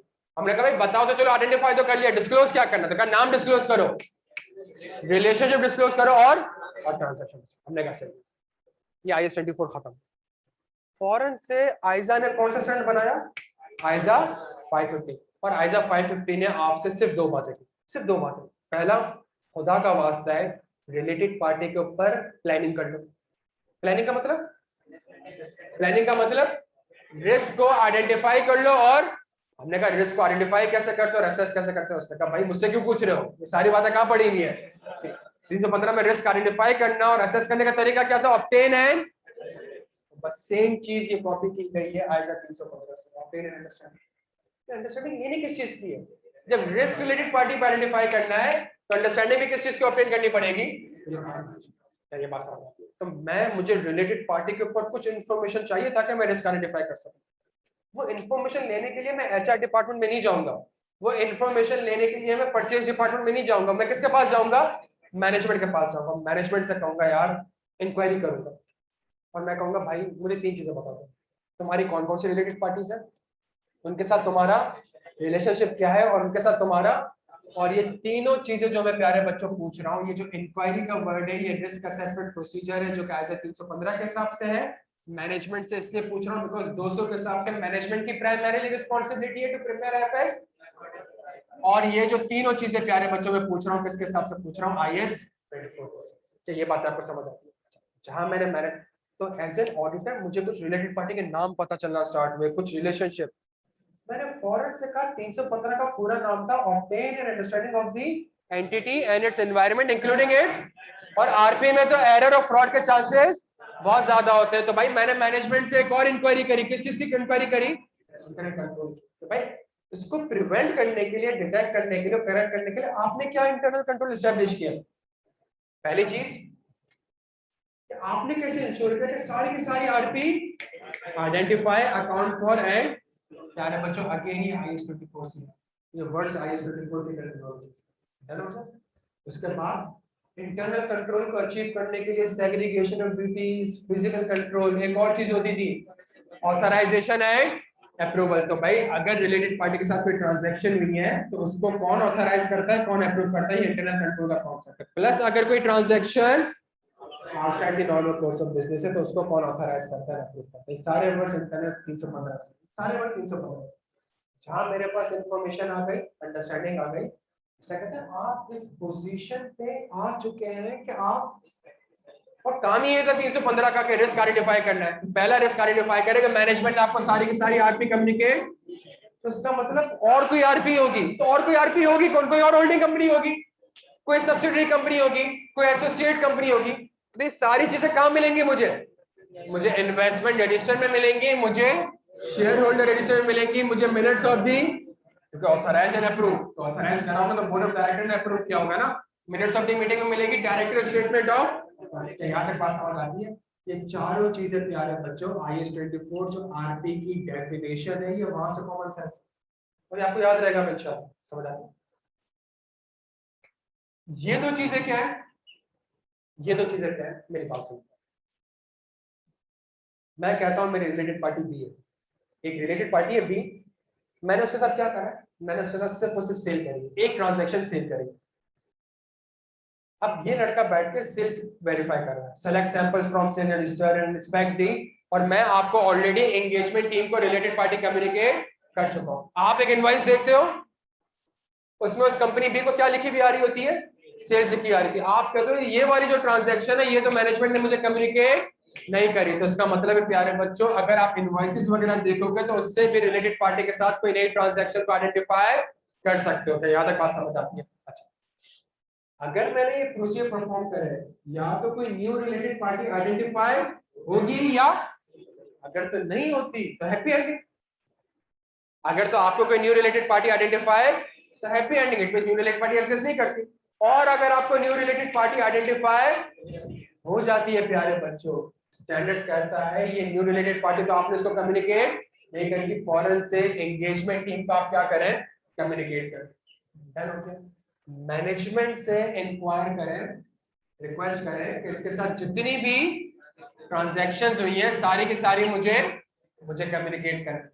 मैनेजमेंट से इंक्वायर करें कि आपके इंटरनल कंट्रोल इतने वीक क्यों थे, इनइफेक्टिव क्यों थे कि इस रिलेटेड पार्टी को आइडेंटिफाई नहीं कर सके। ये सारे वर्ड्स वहां से उठ के आ रहे हैं प्यारे बच्चों। जब जब ये सुनिएगा मेरी बात, जब आपके पास अंडरस्टैंडिंग ही ठीक नहीं थी तो इट मींस आपकी तो प्लानिंग ही ठीक नहीं थी। इस तरह कहता है फौरन से अपने रिस्क असेसमेंट को क्या करें वापस से, जब एक new related party D exist कर सकती है तो ई भी एग्जिस्ट कर सकती है, एफ भी एग्जिस्ट कर सकती है। अपने सारे रिस्क असेसमेंट को क्या करें प्यारे बच्चों, रिवाइज करें और उसके अगेंस्ट मजीद फर्दर ऑडिट प्रोसीजर परफॉर्म करें। और ये जो न्यू रिलेटेड पार्टी आइडेंटिफाई करी इसके ऊपर तो आपने कोई काम क्या ही नहीं था, इसके ऊपर मजीद कोई काम करें, है ना। एक और रिस्क मेरा कौन सा था, आउटसाइड दी, आउटसाइड दी। सुनिएगा मेरे प्यारे बच्चों, मैं आपके सामने दो सिनेरियो रखता हूं।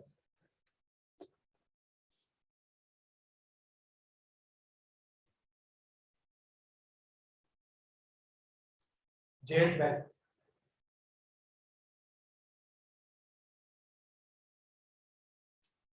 जेसीएल ने अपना सारा पैसा कहाँ रखा हुआ होगा,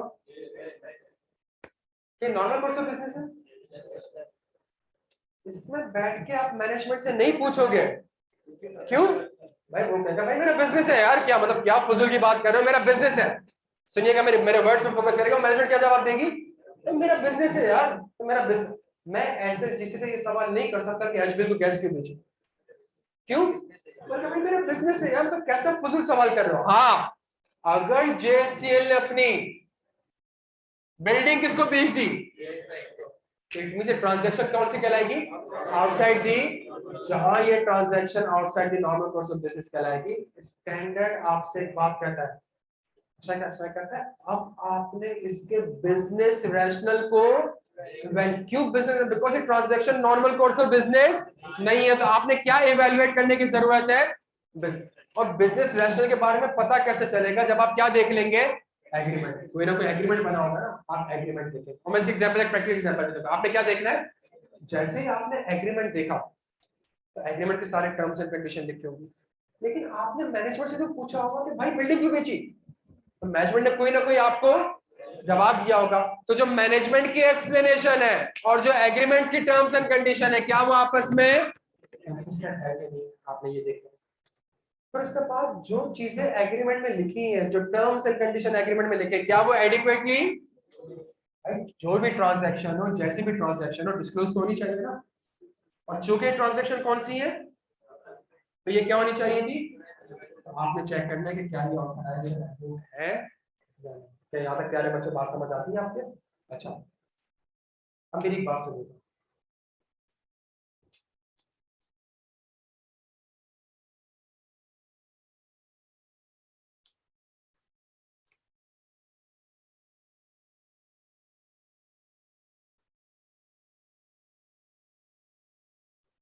एक केस स्टडी डिस्कस करते हैं, लेकिन उससे पहले मैं एक छोटे सा फ्लो चार्ट बनाऊं, उसको सुन लीजिएगा। अगर रिलेटेड पार्टी के साथ क्या होने जा रही है? ट्रांजैक्शन। अगर रिलेटेड पार्टी का ट्रांजैक्शन होने जा रही है, आपने सबसे पहली चीज क्या देखनी है कि क्या ये ट्रांजैक्शन कंपनी का, जल्दी बोले, क्या ये कंपनी का बिजनेस है या ये कंपनी का बिजनेस? अगर तो ये कंपनी का बिजनेस है ही नहीं, तो ट्रांजैक्शन क्या कंक्लूड की जाएगी? Outside the normal course of business. और अगर ये कंपनी का बिजनेस है, नहीं, अगर ये कंपनी का बिजनेस है तो फिर आपने देखना पड़ेगा कि जो इसकी टर्म्स एंड कंडीशन है, क्या वो मार्केट के हिसाब से है कि नहीं है। फॉर एग्जाम्पल एसएनजीसी गैस बेच दी, तो ये उसका बिजनेस है, लेकिन आपको 100 रुपए की बेचती है, रिलेटेड पार्टी को 10,000 की बेचती है। हाँ जी जल्दी। अब ये नॉर्मल कोर्स ऑफ बिजनेस नहीं है। अब ये जेसीएल ने जेएस बैंक में पैसा रखवाया हुआ है, तो आपने भी रखवाया हुआ है, आपको 8% का रेट मिल रहा है, जेसीएल को 80% का रेट मिल रहा है। हालांकि normal course of transaction company का बिजनेस है, लेकिन टर्म्स एंड कंडीशन मार्केट के हिसाब से नहीं है। तो अब ये क्या कहलाएगी प्यारे बच्चों? Outside the normal course. तो क्या टर्म्स एंड कंडीशन मार्केट के हिसाब से, या तो इसका आंसर यस आएगा या इसका आंसर, अगर टर्म्स एंड कंडीशन भी मार्केट के हिसाब से, तो ये कौन सी ट्रांजैक्शन है? Normal course of business. Otherwise ये कौन सी ट्रांजैक्शन है? Outside the normal course of business. मैं वापस से रिपीट करता हूं, अगर आरबी के साथ कोई ट्रांजैक्शन हुई है, आपने देखना है क्या ये ट्रांजैक्शन कंपनी का बिजनेस, अगर तो कंपनी का बिजनेस नहीं है, कोई इफ एंड बट्स नहीं, खुद सोचे ना, आउटसाइड दी नॉर्म, मैं खुद कह रहा हूं कंपनी का बिजनेस नहीं है, इसका मतलब आउटसाइड दी। लेकिन अगर ये कंपनी का बिजनेस है, तो ये जो ट्रांजैक्शन हुई है, क्या ये मार्केट पार्टिसिपेंट्स के साथ भी इसी टर्म्स एंड कंडीशन में हुई है? If the answer is yes, क्या भाई 100 रुपए की गैस इनको भी इतने पे बेची है, आपको भी इतने की बेची है, तो नॉर्मल कोर्स। लेकिन अगर टर्म्स एंड कंडीशन मार्केट के हिसाब से नहीं है, तो अब ये ट्रांजैक्शन क्या कहलाएगी? Outside the normal course of business. क्या ये मेरे प्यारे बच्चों बात समझ आती है? इसको मजीद समझाने के लिए और ये वर्ड समझाने के लिए और ये डायग्राम समझाने के लिए मैं एक केस स्टडी आपसे डिस्कस कर रहा हूँ। और केस स्टडी में नाम लिख सकता हूँ, नाम इसलिए लिख सकता हूँ बिकॉज लिस्टेड एंटिटी है और उसकी ऑडिट रिपोर्ट वगैरह सारी मौजूद है, हम उसमें से हम डिस्कस कर सकते हैं। ठीक है, बहुत सी ऐसी चीजें जिसमें मैं नाम नहीं कर सकता। सिल्क बैंक, सुनिएगा, सिल्क बैंक के पास किसी कंपनी के शेयर्स आ रहे थे। अब नोट किसे नहीं करना, सुन लो प्यारे बच्चे, सुन, अगर आए हो तो कुछ सीख के जाओ। अच्छा, सिल्क बैंक के पास एक कंपनी के शेयर्स आ रहे हैं। वो शेयर्स खरीदे कितने के थे? वो शेयर्स खरीदे थे 1100 मिलियन। मैडम नोट नहीं करना, 1100 मिलियन के शेयर्स खरीदे। ईयर एंड क्या था? 31 दिसंबर। 28 दिसंबर आज की तारीख है, और इस शेयर्स की फेयर वैल्यू क्या है? स्टॉक एक्सचेंज में जाके मैंने रेट चेक करा, कितना आ रहा था? 200। कितने का लॉस रिकॉर्ड करना पड़ेगा? कितने का लॉस रिकॉर्ड करना पड़ेगा? 900 मिलियन। और आपको पता है इन्वेस्टमेंट है तो ईयर एंड पे उसको मार्क टू मार्केट करना पड़ेगा, जो लॉस होगा उसको पीएनएल में लेके जाना पड़ेगा। अब कंपनी को पता है 3 दिन बाद एक बड़ी हिट आने वाली है। 900 मिलियन के लॉस का मतलब है कि बैंक भी किस में आ जाएगा? लॉस में आ जाएगा। जब बैंक के लॉस में आ जाएगा तो शेयर प्राइस 28 दिसंबर को ये शेयर्स सेल हो गए। 28 दिसंबर को शेयर्स कितने के बिकने चाहिए थे? 200 के। भाई जो मार्केट वैल्यू उसी पे आप कितने के थे? 200 के। ये शेयर्स बेचे गए, सेल प्रोसीड 1100। हमें पता चल गया किसको बेचे होंगे? रिलेटेड। देखिए अनरिलेटेड पार्टी तो 200 की चीज 1100 में रिलेटेड पार्टी खरीद सकती है, और रिलेटेड पार्टी का नाम क्या था?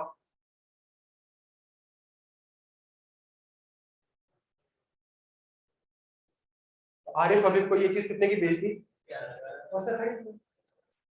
आरिफ हबीब कौन था? शेयर होल्डर था, रिलेटेड पार्टी। सुनिएगा बच्चों,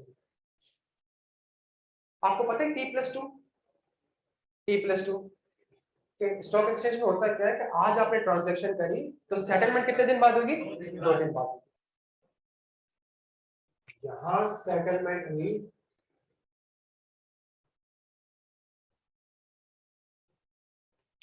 28 दिन बाद पैसे देंगे। अच्छा, मैं एक सिंपल सी आपसे बात कर रहा हूं, अगर ये शेयर्स आरिफ हबीब को 200 के ही बेचे होते तो क्या मैं मैनेजमेंट से कहता कि मुझे बिजनेस रैशनल बताओ? क्यों? बैंक का काम है शेयर्स खरीदना, शेयर्स बेचना। 200 की चीज आपको भी 200 में बेचते तो ट्रांजैक्शन क्या थी? लेकिन 200 की चीज बेची कितने की है? क्या ये टर्म्स एंड कंडीशन कंसिस्टेंट है मार्केट के साथ? ना ये T+28 कंसिस्टेंट है, ना सेलिंग प्राइस कंसिस्टेंट है। इट मींस ट्रांजैक्शन क्या है? Now here what आइजर required? Business rational क्या है इस ट्रांजैक्शन का? इस ट्रांजैक्शन का तो भाई 200 की 1100 की बेचे क्यों है? एग्रीमेंट इंस्पेक्ट कर, एग्रीमेंट इंस्पेक्ट करा, मुझे पता चला T+28 है, आरिफ हबीब को बेचा है, 1100 मिलियन का बेचा है। मुझे क्या है, ताकि मैं क्या इवेलुएट कर सकूं? बिजनेस। और मैनेजमेंट मुझे कोई ना कोई रीजन बताएगी, जो रीजन मैनेजमेंट मुझे बता रही है और जो एग्रीमेंट में लिखा हुआ है, क्या वो कंसिस्टेंट है भी या नहीं? प्लस ये जो ट्रांजैक्शन है, क्या बोर्ड ऑफ डायरेक्टर्स ने उसको ऑथराइज? प्लस अगर ये ट्रांजैक्शन एफएस में डिस्क्लोज होनी चाहिए तो क्या सारी की सारी चीजें डिस्क्लोज हुई है कि नहीं? चाहिए, ये बात समझ आती है। तो outside the normal course of business में आपने इस तरीके से काम करना है। हम तेज थे, हमने कहा यार अगर T+28 है ना, तो मतलब एंट्री क्या बनी होगी? Investment credit account receivable. तो इन्वेस्टमेंट में तो कोई इंपेयरमेंट नहीं रही, 1100 की चीज 1100 की बेच दी, कोई लॉस नहीं आ रहा। क्या आ रहे कभी भी पैसे देगा भी? तो हम वेट करें तो कौन सी तारीख का? 28 जनवरी का। 28 जनवरी को हमने देखा bank debit account receivable, Arif Habib sahab ने 1100 मिलियन पे कर दिया। आरिफ हबीब ने 1100 मिलियन पे कर दिया। मजे की बात क्या हुई पता है? हमने कहा ये कैसे? अब तो मेरे पास कोई जवाब ही नहीं है। प्रोफेशनल स्केप्टिसिज्म, पढ़ा हुआ है ना, questioning mind, critical assessment of the audit evidence, it may help the auditor to identify the risk.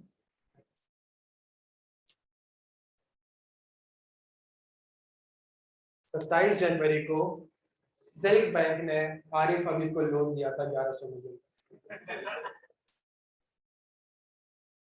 27 जनवरी को सिल्क बैंक ने आरिफ हबीब को लोन दिया, कितने का? 1100 मिलियन का। और फिर 28 जनवरी को आरिफ हबीब साहब ने वो 1100 मिलियन, अच्छा उसमें भी छुपाया गया था। आरिफ हबीब को डायरेक्टली लोन नहीं दिया था, आरिफ हबीब की कंपनी के डायरेक्टर को लोन दिया था।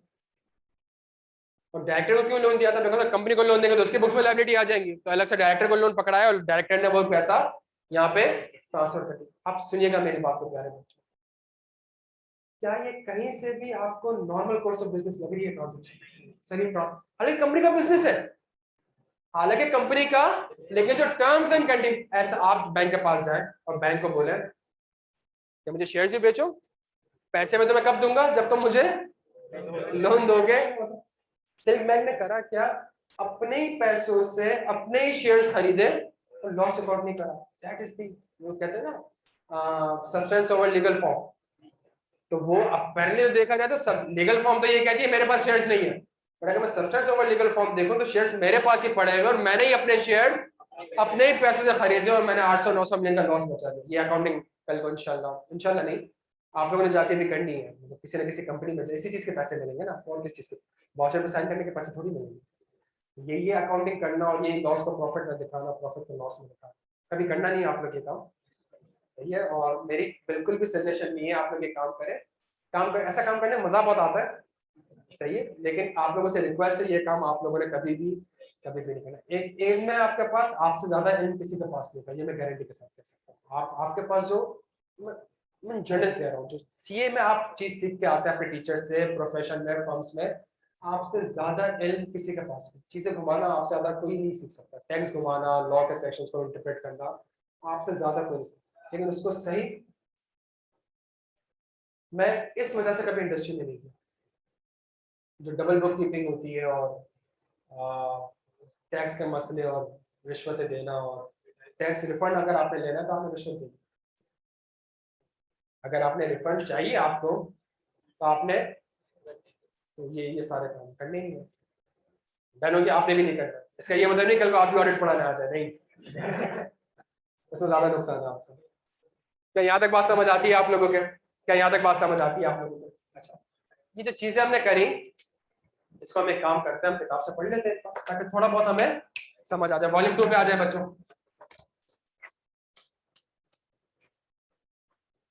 अच्छा, इसका कतई ये मतलब नहीं है कि हर जो बंदा इंडस्ट्री में बैठा है वो ये काम करता है, ये इंटरप्रेट ना कर लीजिएगा आप, कल को आप इंडस्ट्री किसी टीचर को बोले कि इब्राहिम आपके बारे में ये कह रहा था, नहीं ऐसा नहीं है।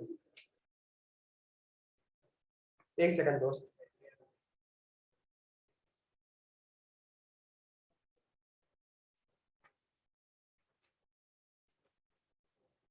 Page number volume 2 page number 96, छेती जल्दी से आ जाओ, page number 96, volume 2 page number 96। प्यारे बच्चों छेती चले आ जाए, आ गए भाई।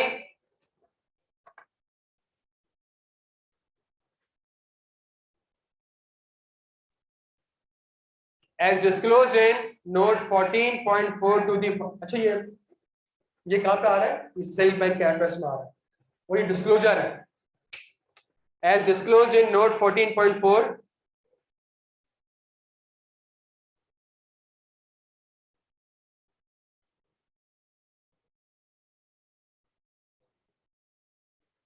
as disclosed in note 14.4 to the FS on 28 December 2017 and 29 December 2017, the bank through a which is a sold its equity securities portfolio having an aggregate market value of rupees 798 million through off market transaction at a price equivalent to the bank's aggregate average cost of purchase of rupees 1059 million. The settlement date of this transaction was January 29, 2000, that is on T+21 and T+22 basis.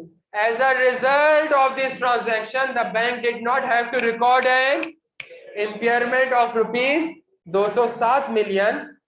मैं आगे पढ़ रहा हूं. Prior to the settlement of the transaction on January 29, 2018, the bank provided the financing to the two directors of the broker. However, management and the broker have confirmed that the financing transaction is not linked to the sale of equity transactions. आप समझ आ रही है प्यारे बच्चों? Standard आपसे कहता क्या है कि आरपी के साथ आपको आइडेंटिफाई भी करना है, अकाउंट फॉर भी करना है एंड डिस्क्लोज. अगर ये डिस्क्लोजर एफएस में नहीं जाता तो सब समझते हैं कि बैंक का प्रॉफिट है, बट जहां आप ये डिस्क्लोजर पढ़ेंगे तो आपको लगेगा बैंक टेक्निकली प्रॉफिट में नहीं है. अपने ही ग्रुप को, अपने रिलेटेड पार्टी को एक चीज 100 रुपए की 300 रुपए की बेचती है ताकि इंपेयरमेंट लॉस क्या करना पड़े, रिकॉर्ड ना करना पड़े. क्या यहाँ बात समझ आती है? तो हमने कोशिश ये करनी है प्यारे, बस आप लोगों ने तो ना बिजनेस रिकॉर्डर कभी देखना है, शक्ल बना रहा है कि बिजनेस रिकॉर्डर होता क्या, क्या होता है? अखबार. तो आप लोगों ने अखबार पढ़ना है, सही है. आप लोगों ने बस ये फेसबुक वगैरह यूज करना है. और क्या यूज करते हो? नेटफ्लिक्स. कैसा है? अच्छा है? नहीं मेरे पास, लेकिन बच्चों कोशिश कर रहे हैं थोड़ा बहुत, खुदा का वास्ता 15-20 मिनट इन चीजों पे आप थोड़ा सा निकाल लें. बिजनेस रिकॉर्डर रोज का देख लें, हेडलाइंस देख लें, फायदा है आपका. आप जिस प्रोफेशन में है और आपको यही नहीं पता कि मार्केट में क्या चल रहा है, स्टॉक कहाँ पर है, बिजनेस कहाँ चल रहा है, हमारा इकोनॉमी कहाँ चल रहा है, अपना बहुत बड़ा नुकसान. 15-20 मिनट निकालें, लेकिन मैं कोशिश करूंगा अपने साथ टीचिंग के साथ साथ इन चीज़ों के ऊपर भी आपको चीज़ें प्रोवाइड करता रहूँ, पढ़ता रहूँ, ताकि फिर हम कुछ ना कुछ इंशाल्लाह सीखते रहें. तो यहाँ तक बात समझ आती है? तो ये एक केस स्टडी थी सिल बैंक की, और उससे समझ तभी तो देखिए स्टार्ट करता क्या है. अच्छा, मैंने रिस्क तो आइडेंटिफाई कर लिया. ये जो रिस्क है इसकी असेसमेंट क्या होगी? सिग्निफिकेंट रिस्क या नॉर्मल रिस्क? इस रिस्क की जो असेसमेंट होगी प्यारे बच्चों वो क्या होगी? बस यहाँ पे एरर और फ्रॉड के चांसेस. इस रिस्क की असेसमेंट सिग्निफिकेंट रिस्क. अब जाके मेरा 315 कंप्लीट हो रहा है. To identify and assess the risk of risk. क्या यहाँ तक बात समझ आती है प्यारे बच्चों? बेहतरीन. आ जाए वॉल्यूम अंदर. हाँ जी, उसको आगे जाके डिस्कस करेंगे. ऑफ कर लें. जो 2 सवाल हमने पढ़े थे, क्या उन 2 सवाल को हम एक बार रीड कर लें? दो सवाल हमने पढ़े थे, क्या उन 2 सवाल को हम एक बार रीड कर लें? उसको रीड कर लेते हैं, उसको ड्राफ्ट कर लेते हैं.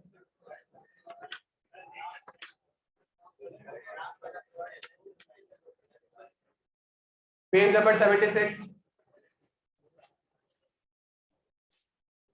Page number 76. Autumn 2014, question number 10, part I. Give any 3 audit procedure to ensure the completeness of the list of related parties provided by the.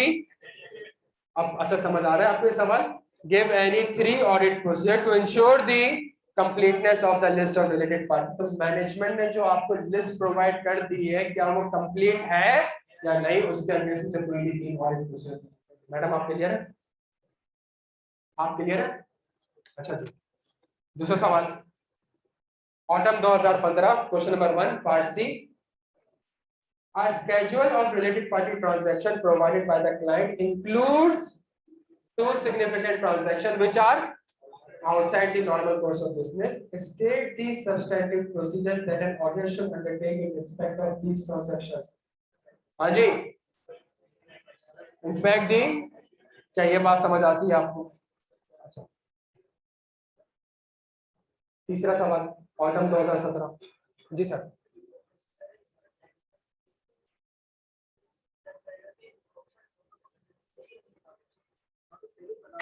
नहीं, ये आपको ये आइडेंटिफाई नहीं करेगा transaction outside the normal course of business. उस outside the normal course of business transaction के against आपने क्या ऑडिट प्रोसीजर परफॉर्म करनी है, आपको ये पता. रिलेटेड पार्टी मैनेजमेंट ने आपको कुछ बताई, इसमें से मैनेजमेंट ने बताई हुई ये outside the normal course of business, तो आपको ये काम करना. मैनेजमेंट ने आपको बताई नहीं, आपने आइडेंटिफाई कर लिया और आपको लगता है outside the normal course of business है, आप ये वाला काम।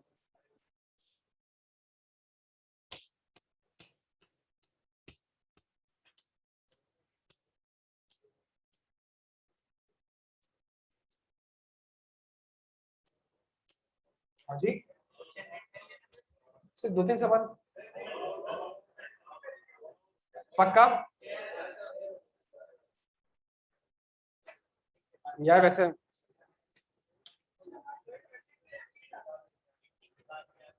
लगता मासूम है तो है नहीं मासूम। हाँ, नहीं नहीं, ये लगते मासूम तुम हो नहीं, नॉटी हो तुम बहुत। अच्छा, हाँ जी,